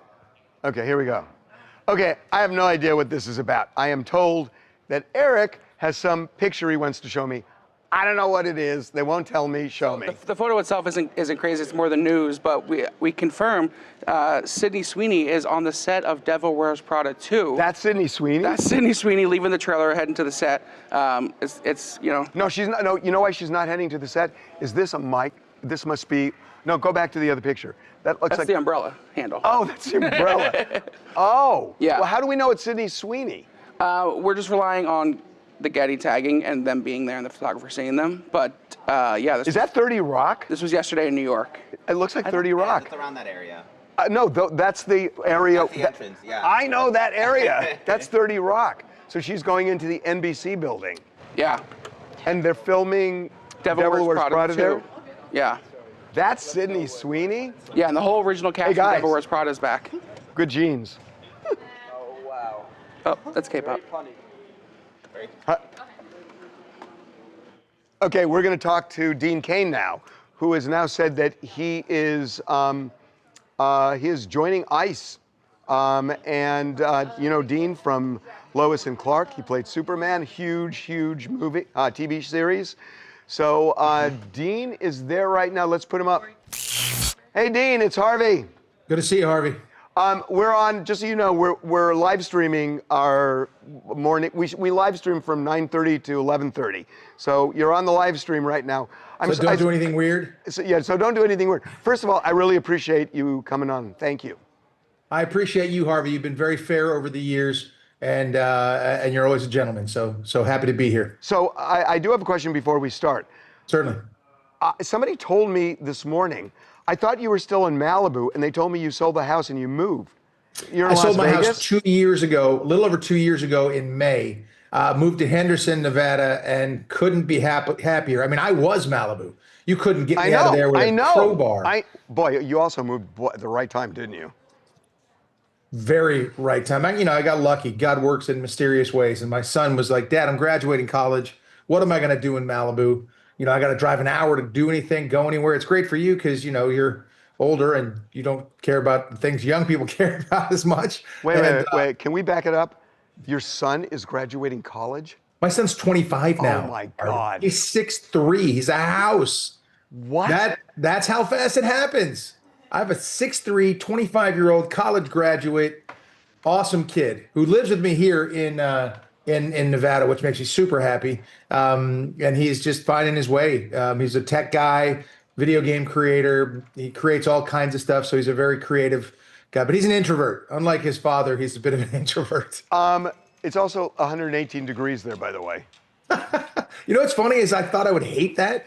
And I was really concerned about it. I mean, I visited our troops in Iraq in 2005, and it was so hard for me to just deal with the heat for the first 2 weeks. And then it gets easy. Something happens in the heat, your blood thins, and it doesn't become a thing, and there's no humidity. So it's cliche to say it's a dry heat, but I promise you it is a dry heat. And I absolutely adore it. Wow. I'm so happy to be here. I was so shocked. I think of you as literally as Mr. Malibu. So Me too. No, it's true. Okay, let's start this. Here we go. Yes, sir. Here we go. And how long are we going? Your clock's back there. Okay, here we go. Okay. So yesterday, Dean Cain sounded like the guy, the Uncle Sam guy, who would say the Army wants you, except instead of the Army, it was ICE, that he was recruiting for ICE. And it seems like it has worked because they are getting tens of thousands of applications. Dean then announced last night he wasn't just recruiting, he was actually joining ICE. So TV Superman is joining us right now. Dean, welcome back to TMZ Live. Always happy to be here, Harvey. Thank you. So first of all, that's a huge pivot from recruiting to joining. Why are you joining? The same reason I joined the police force almost 10 years ago as a deputy sheriff and as a reserve police officer, because these men and women who are serving ICE and in Homeland Security and our law enforcement officers are amazing, wonderful, wonderful people. They're being vilified right now for doing the job that they were hired to do, that Congress has passed laws to support and instruct them on how to do things, and President Trump is enforcing. So these people are being vilified personally for doing the job that they're hired to do, the lawful job, and they're great people and they need our support. And clearly the fact that over 80,000 people have already just put in applications tells you that there is support, more than just the screaming voices on news stations and things. There's support. I understand how it's controversial, but it's not that controversial when you break it down like this. If I go into some other country and I'm there illegally, they're going to deport me and or fine me or throw me in jail. And that works in virtually every country on this planet. And it's the same here. And it's unfortunate. The stories are heartbreaking, but the law is the law, and these men and women need to be supported. So what are you going to do? Are you joining to, as a symbol, a symbolic move, or are you actually going to be an active ICE agent? That depends on whatever Director Lyons wants me to do. Obviously, I'm probably more effective behind a desk here, but I'm happy to get out and be anywhere. Like I said, I'm currently a sworn deputy sheriff in Virginia and a reserve police officer in Idaho. And if my sheriff calls me up or if my chief calls me up, I'm there as fast as I can be there for whatever they need. Obviously, I provide a different level of interest as a media figure, and if that's what they want me to do, I'll do that. It's just a matter of what Director Lyons says. This is what we want you to do. So I want to give you kind of my take on this, and I want to get your reaction. That if the president said, "Look, we just want to enforce the immigration law, and as draconian as it may sound, we can't have people here who came in illegally." That's one thing. But to say that we are rounding up hardened criminals, and he mentions murderers and rapists and all the other things, I can tell you from firsthand experience, my office right here is across the street from an establishment where ICE came, and they were just rounding people up. They were taking people out of a taco truck and taking people out of the establishment. And there was no evidence anybody was a hardened criminal. They were just rounding up as many people as they could. So they're kind of painting this as something it isn't, that it isn't really rounding up hardened criminals at all. So it just doesn't feel honest to me. That's fair, but if you look at it this way, they're targeting the worst of the worst. So if you happen to be, at that taco truck when the worst of the worst is nearby, they're going to come and you're going to get caught up in that sweep. And if you're here illegally, first of all, if you're here illegally, you shouldn't be here. That's just the law of the land. But they're not characterizing it that way. And but they're going after, and I know that they're going after the worst of the worst. And if you're there in that operation, you're going to get swept up. You're going to get swept up in that raid. They'll get, this raid here. If you're looking at this, they may have been going after one specific guy, but when 6 guys run, they're going to take them, and they're going to find out, why are you running? Does it not worry you though that you can say that's the pretext, that they know of a specific guy who happened to be across the street from us, but we never know if there really was a specific guy. We just know that a bunch of people were thrown into a truck by people who weren't even wearing uniforms and taken away. So they're wearing uniforms. Well, a lot of them, they have masks. They have, we've seen some really scary moves on the street. So, sorry, but in those officers' defense that are wearing masks is that they're being doxxed, they're being threatened, they're being attacked. I mean, the law enforcement attacks are incredible. The number of attacks is crazy. My parents were very against me doing this not because they didn't support what I was doing, but they didn't want me to become a target. And I feel for those men and women who are becoming a target. They don't have maybe the resources I might have, and they certainly can't hide. So it's a really difficult thing. And they're not going, people say Gestapo. Look, they're not trying to kill people. They're trying to get people who are here illegally out of the country. That is their job. That is their mandate. That's what President Trump ran on. That's why he got elected. It's a big part of why he got elected. He promised it, and he's carrying it out. Again, my heart breaks for people who are just trying to do their best, but you shouldn't have come in illegally. And when you have a chance to get out legally, get out and come back legally, or have Congress fix the system, because our immigration system is broken. We accept over 1 million people legally every year, which is more than the next 4 countries combined, and it's still not enough. So we can certainly change our immigration laws, and that's on Congress. I agree with you on that, and that there are quotas that were defied by Joe Biden, and I agree with you on that. Badly. But do you see a difference between somebody, I realize it's the same crime, but somebody who came in last week illegally and somebody who's lived here for 25 years and has a family and has paid taxes? Do you distinguish between them? Well, Harvey, you said it yourself, and you're a lawyer. It's the same crime. Do I I don't make those decisions. That's not my decision to make. That's certainly Homeland Security, and that's ICE. But I understand the difference. Listen, I wish there was a way that people who, you know, that they would have come in legally. I really do. There's going to be a fix somewhere. I'm not sure what it's going to be, but until we get that fix, if you're here illegally, I would say find your way out. There's ways to do that for sure. Or you know, they're gonna find you. Okay, listen, it's treacherous right now where you live in Nevada. It's 118 degrees, so stay inside, Dean.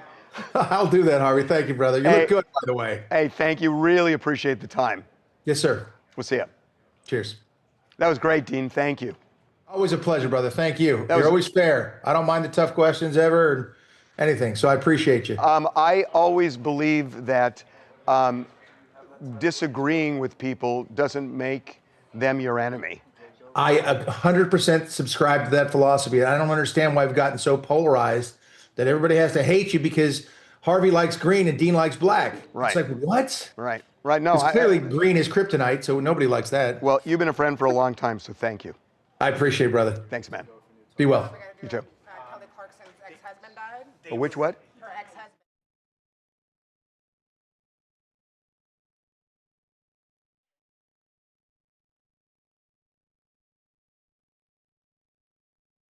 Hold on, something just happened. Family spokesperson released a statement to people. They don't have a name, saying he died from cancer. He had cancer and died. Kelly Clarkson's husband. Ex-husband. So I've been blowing up who I had you call earlier. Oh, and she just texted me. Oh, did she? Yeah, she just texted me. Hey, I know you called in a depot. Hold on. I just tried calling her too. I got it. Kelly, stay hot. Kelly Clarkson's ex died of cancer. Did you know? Family, so she might not be the family spokesperson. I don't know who is, but yeah, it didn't name the family spokesperson. But the family spokesperson came out and said it? They released a statement. Okay, let me just see. Family spokesperson said it.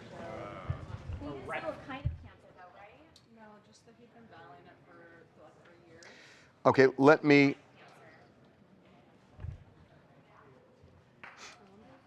You know the other person. Kelly's spokesperson said her ex.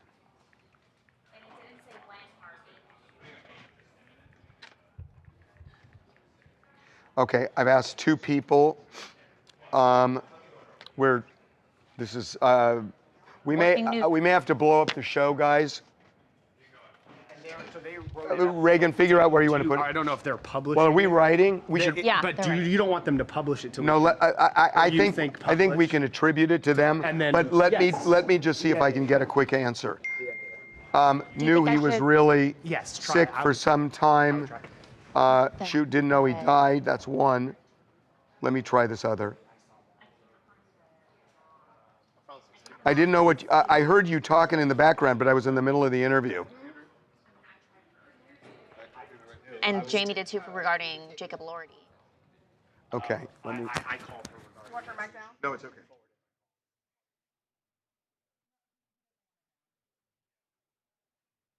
Anything.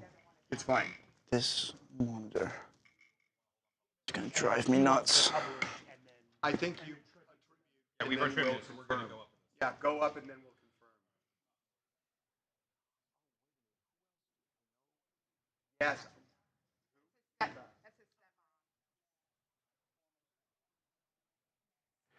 And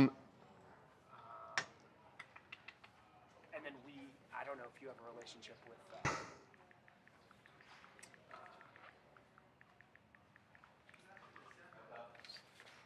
Okay. Is that up? Yeah, don't do that. We're live. Yeah, don't do that. Did she know or not? No, knew he was sick for a long time. But she wasn't the one. Didn't know he died. Didn't know he. But I've got a text and a call into the other one. And this person is trying right now. I've been trying Kelly person all morning. Who is it? It's Melissa Cates. Oh. That's her web. And I've been calling, emailing, texting. Let me try. I got it. I got it. I got it. No, don't. No, leave the mic up. Leave the mic up.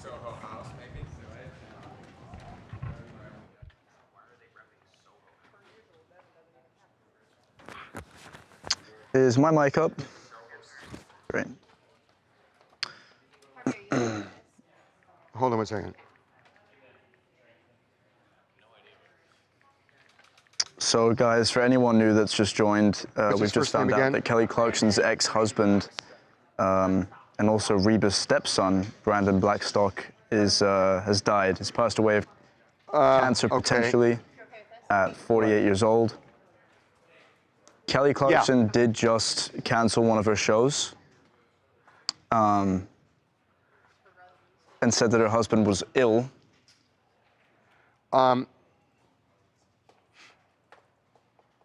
Article is up on our website if you care to go check it out. Would you go over to Stuart?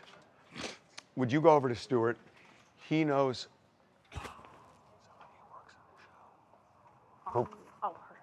And he would just call to confirm that on background.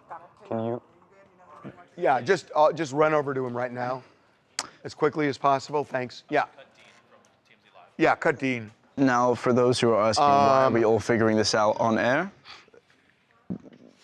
the reason for live streaming is so you can see how we execute stories in real time. We're not making any official statements until we do have the facts, so just want to clear that up. But yes, he did pass away. I think, yeah, Janet's going over to Stuart, and that's going to be. Janet, is he there? Tori. He doesn't know? What?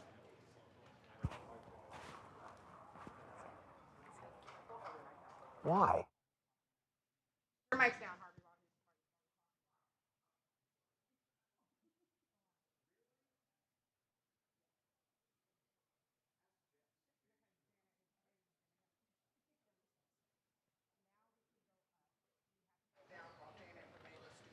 Wait a minute.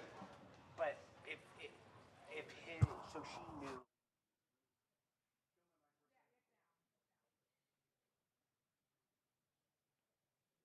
Stuff going on right now, guys. This is, I know, but this is weird that we're trying to do this around. I mean, no offense. Devin, can you see? Let me just see. I'll know the name. It's not, of course, it's not loading. Oh, come on.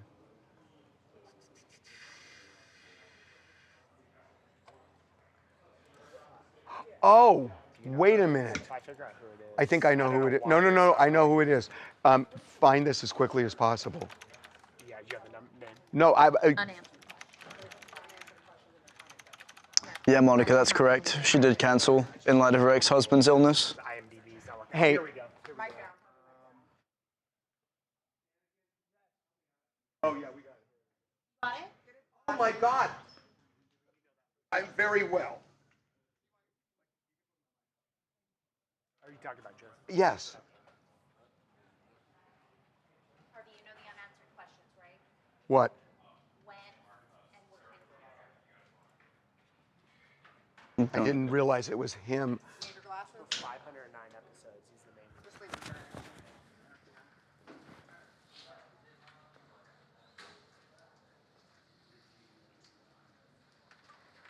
Devin, here's his graphic.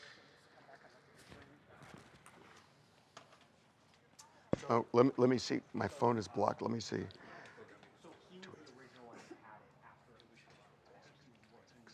Stu said he's going to think about it and Slack me. Well, thinking about it doesn't cut it for me. No, thinking about someone else. But forget it. Forget it. I'm just going to do it myself. I'm going to try. 312. 312. Someone said Kelly Clarkson just posted on Instagram. What did Kelly post? No, that's old. That was her post.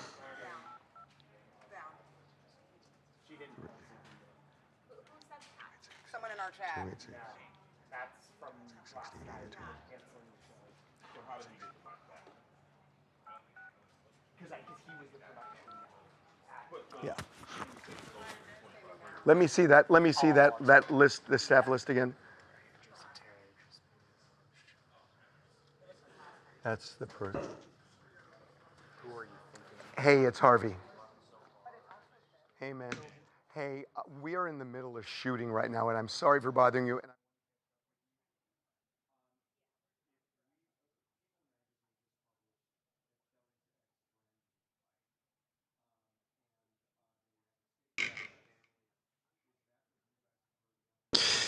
Yeah, guys. So this is, I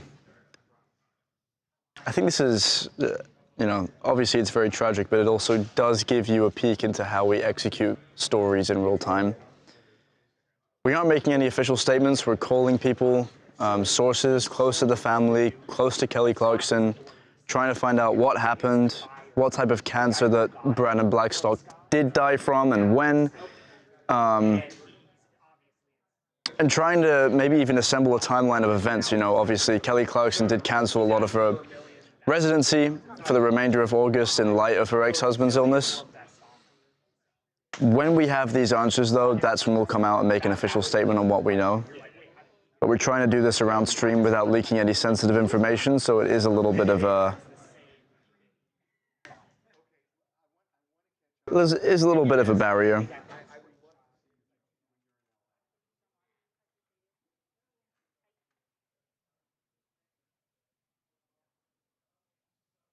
In the meantime, tell me how you guys are doing. How are we?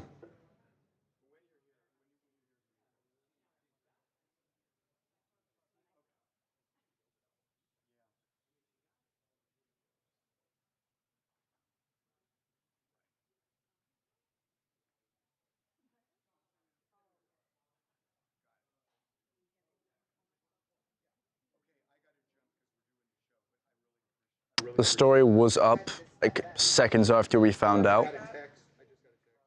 And so now we're just trying to, we already broke the story, but now we're just trying to gain some clarity. Add that we have confirmed that all of the time that Kelly, there were rumors that Kelly was going to leave the show because she was sick of it. It has to do specifically with the illness, and that's what she was dealing with. And this has been many, many months. So add that, okay? Okay. No, not the. Not the state. Yeah. Let me. They knew about the sickness. Yeah, so get that up. And that's absolutely what that was about. And everybody on the staff knew that, but they respected the secret.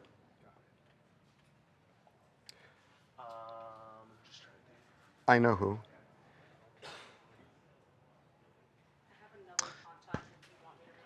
Yeah, you should reach out to anybody you can.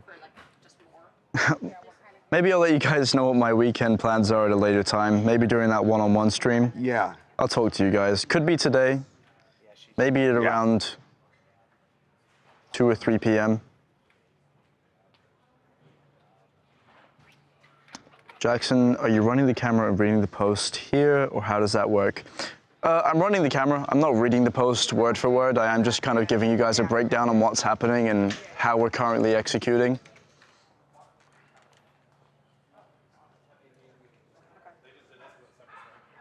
Hey, we're shooting, it's okay, we're shooting our show right now. Were you able to, all I want to do is confirm, I'm not going to quote you.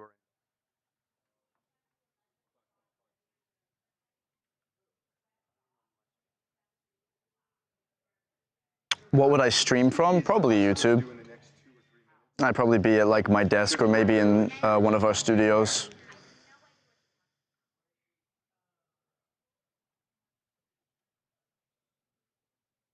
And that's what you know it to be.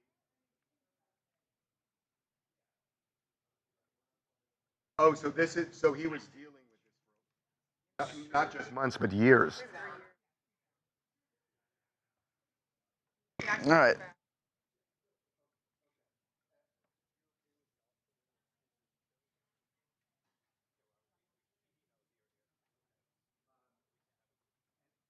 No worries, grumpy old reg, of course.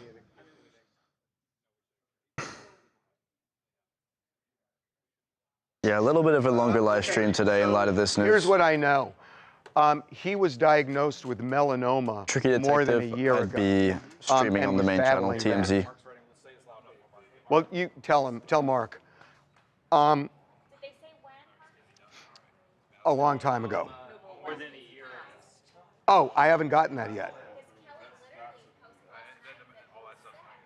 And now I'm wondering if he had already passed and she just didn't want to break the news, or if it literally just happened. I should get a text any minute.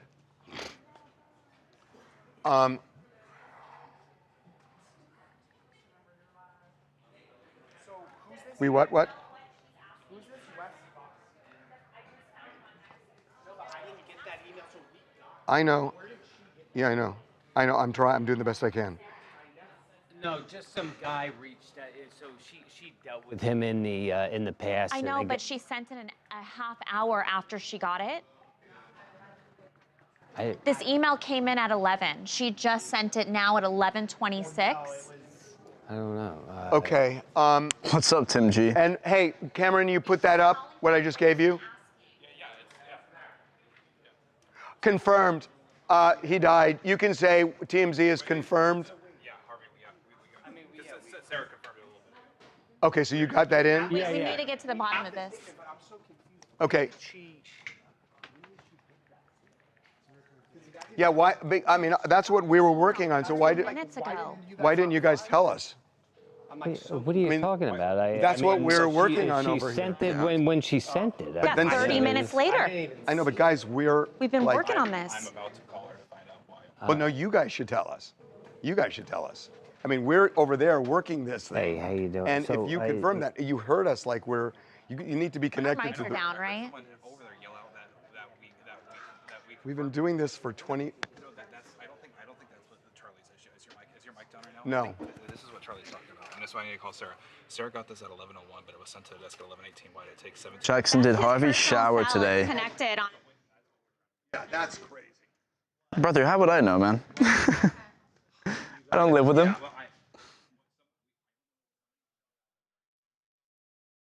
No, I didn't see I'd hope so. That's all I can say. What the heck? Harvey smells fine. I can give you that much. I mean, what the heck?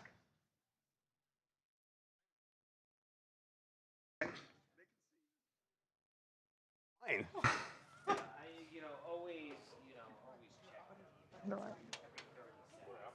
Tim G had a question. Yeah. I'm wondering what that question was.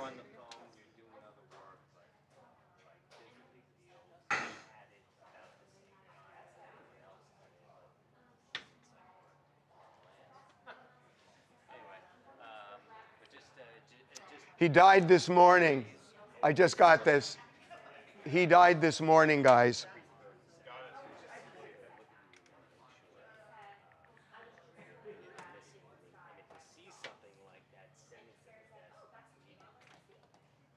Hold on. Kill my mic for a sec. Tell me when it's down.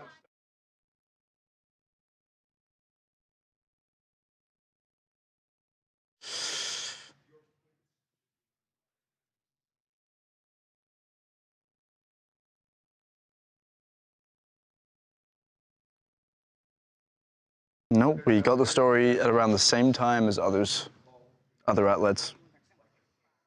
And we posted it like seconds after we found out.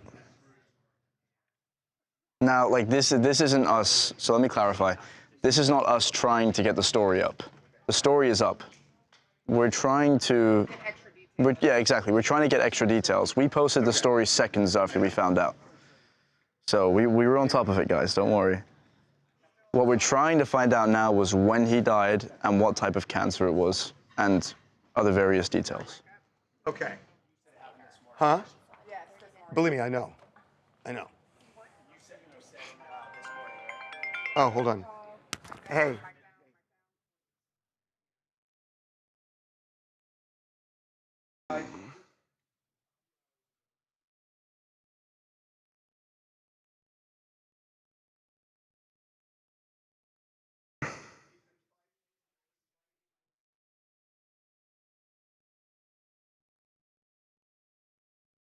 We are verifying facts, guys. Like the reason Harvey's not talking to the camera is because we have to verify what our sources are saying before he does make a statement, so.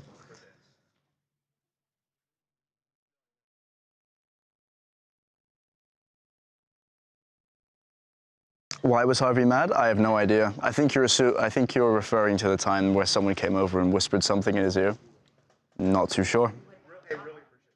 I can ask. Tiwanda's jeans are on point. Tiwanda, they say your jeans are on point. They like your jeans. And they said that they were too much. How do you fumble that?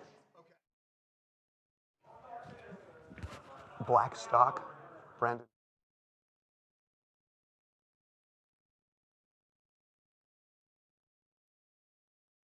Does what usually take this long, Smurfy? Why does Harvey hold his collar when he's speaking on his phone? So we have mics attached to our t-shirts, like around where our neck is. And so when you see him holding his collar, he's actually trying to muffle his mic so as to not leak sensitive information. Okay, where are we doing this? Devin will come back and. Yeah, Devin, I'm going to need you.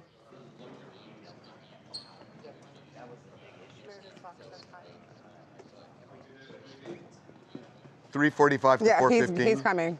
Give him a Okay, second. and then, hey, Devin, put Reagan, your mic on. just so you know that when I did the interview with Dean, there was no time code on the monitor. So and the only way to see a time is to turn around. Yeah. See you. How do I know what the time is? Thanks for stopping in. I was facing this way, and the wall's there. Well, we should. There was no, yeah, guys, this is just how Harvey is when he's focused. He's not mad. Here we go. Brandon Blackstock. Okay. Okay, here we go. So, sad news. Kelly Clarkson's ex-husband, Brandon Blackstock, passed away just a few hours ago from the time we're doing this right now. Passed away from cancer. We are told that he was battling melanoma for the last 3.5 years. Kelly posted last night that he was ill, and it's the first time she's really talked about this.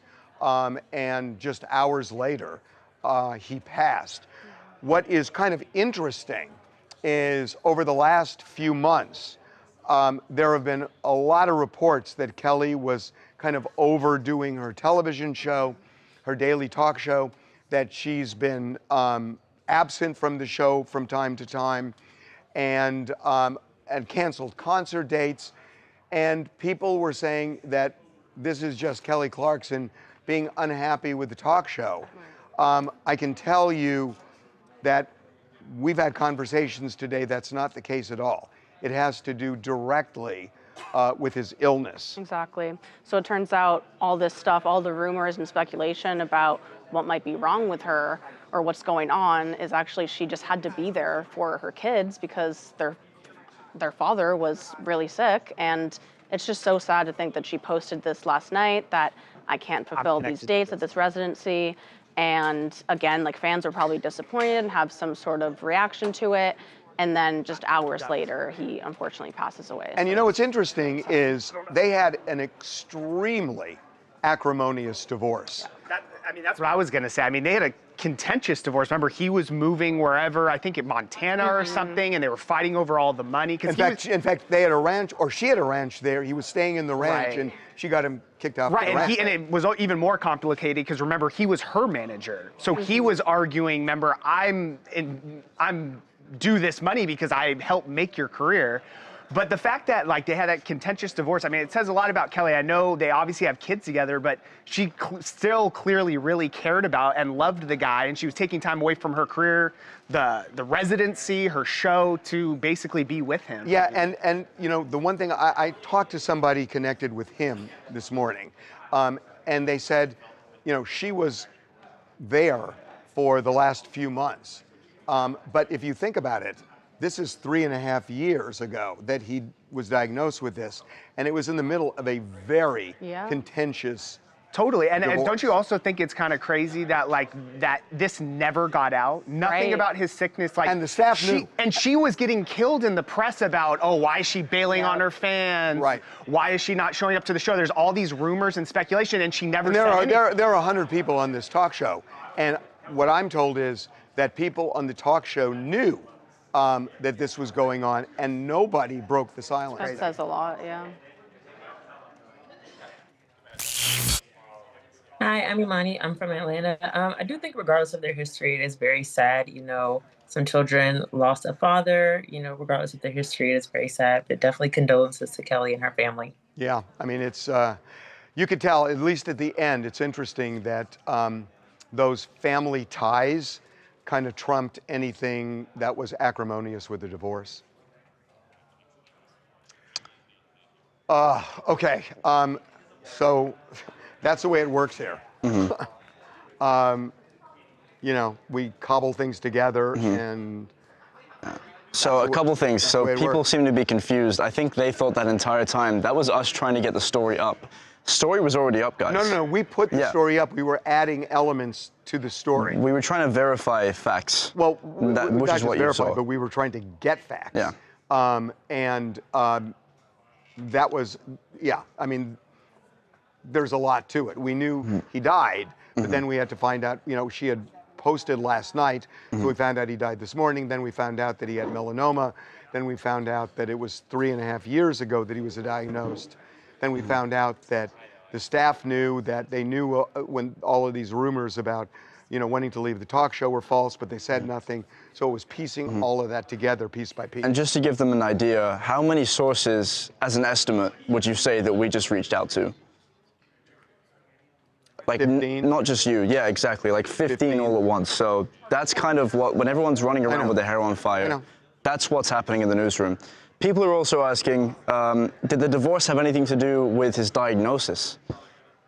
You can't say that. Divorce doesn't cause melanoma. Yeah. No. No, that's, no. You got it backwards. Oh, did he? There's no way that's why. No way. I don't think so either, guys. I'm not saying that. I know it for a fact. No. She didn't say, oh, you have melanoma, I'm leaving you. No. There were deeper issues. Yeah, everyone in chat is just kind of sharing their stories with themselves or people that they know that have cancer. So this story hits home for a lot of people. Yeah, it hits home for everybody. I mean, everybody knows somebody who, you know, is battling this. And guys, I mean, she's even proven time and time again that regardless of the divorce, she was there for him. She's canceled her shows. She's kind of left shows abruptly to be there for her kids and for him as well. So regardless of what you think of the divorce, clearly she did hold a lot of love for him. Yeah. But yeah, a lot of people I know, are kind sad. of, yes, melanoma is skin cancer. Yeah. Yeah. All right. Okay, anything else to wrap it up? I think we're good to go. Okay. Have a good day, everybody. We will see you tomorrow. All right, see you soon.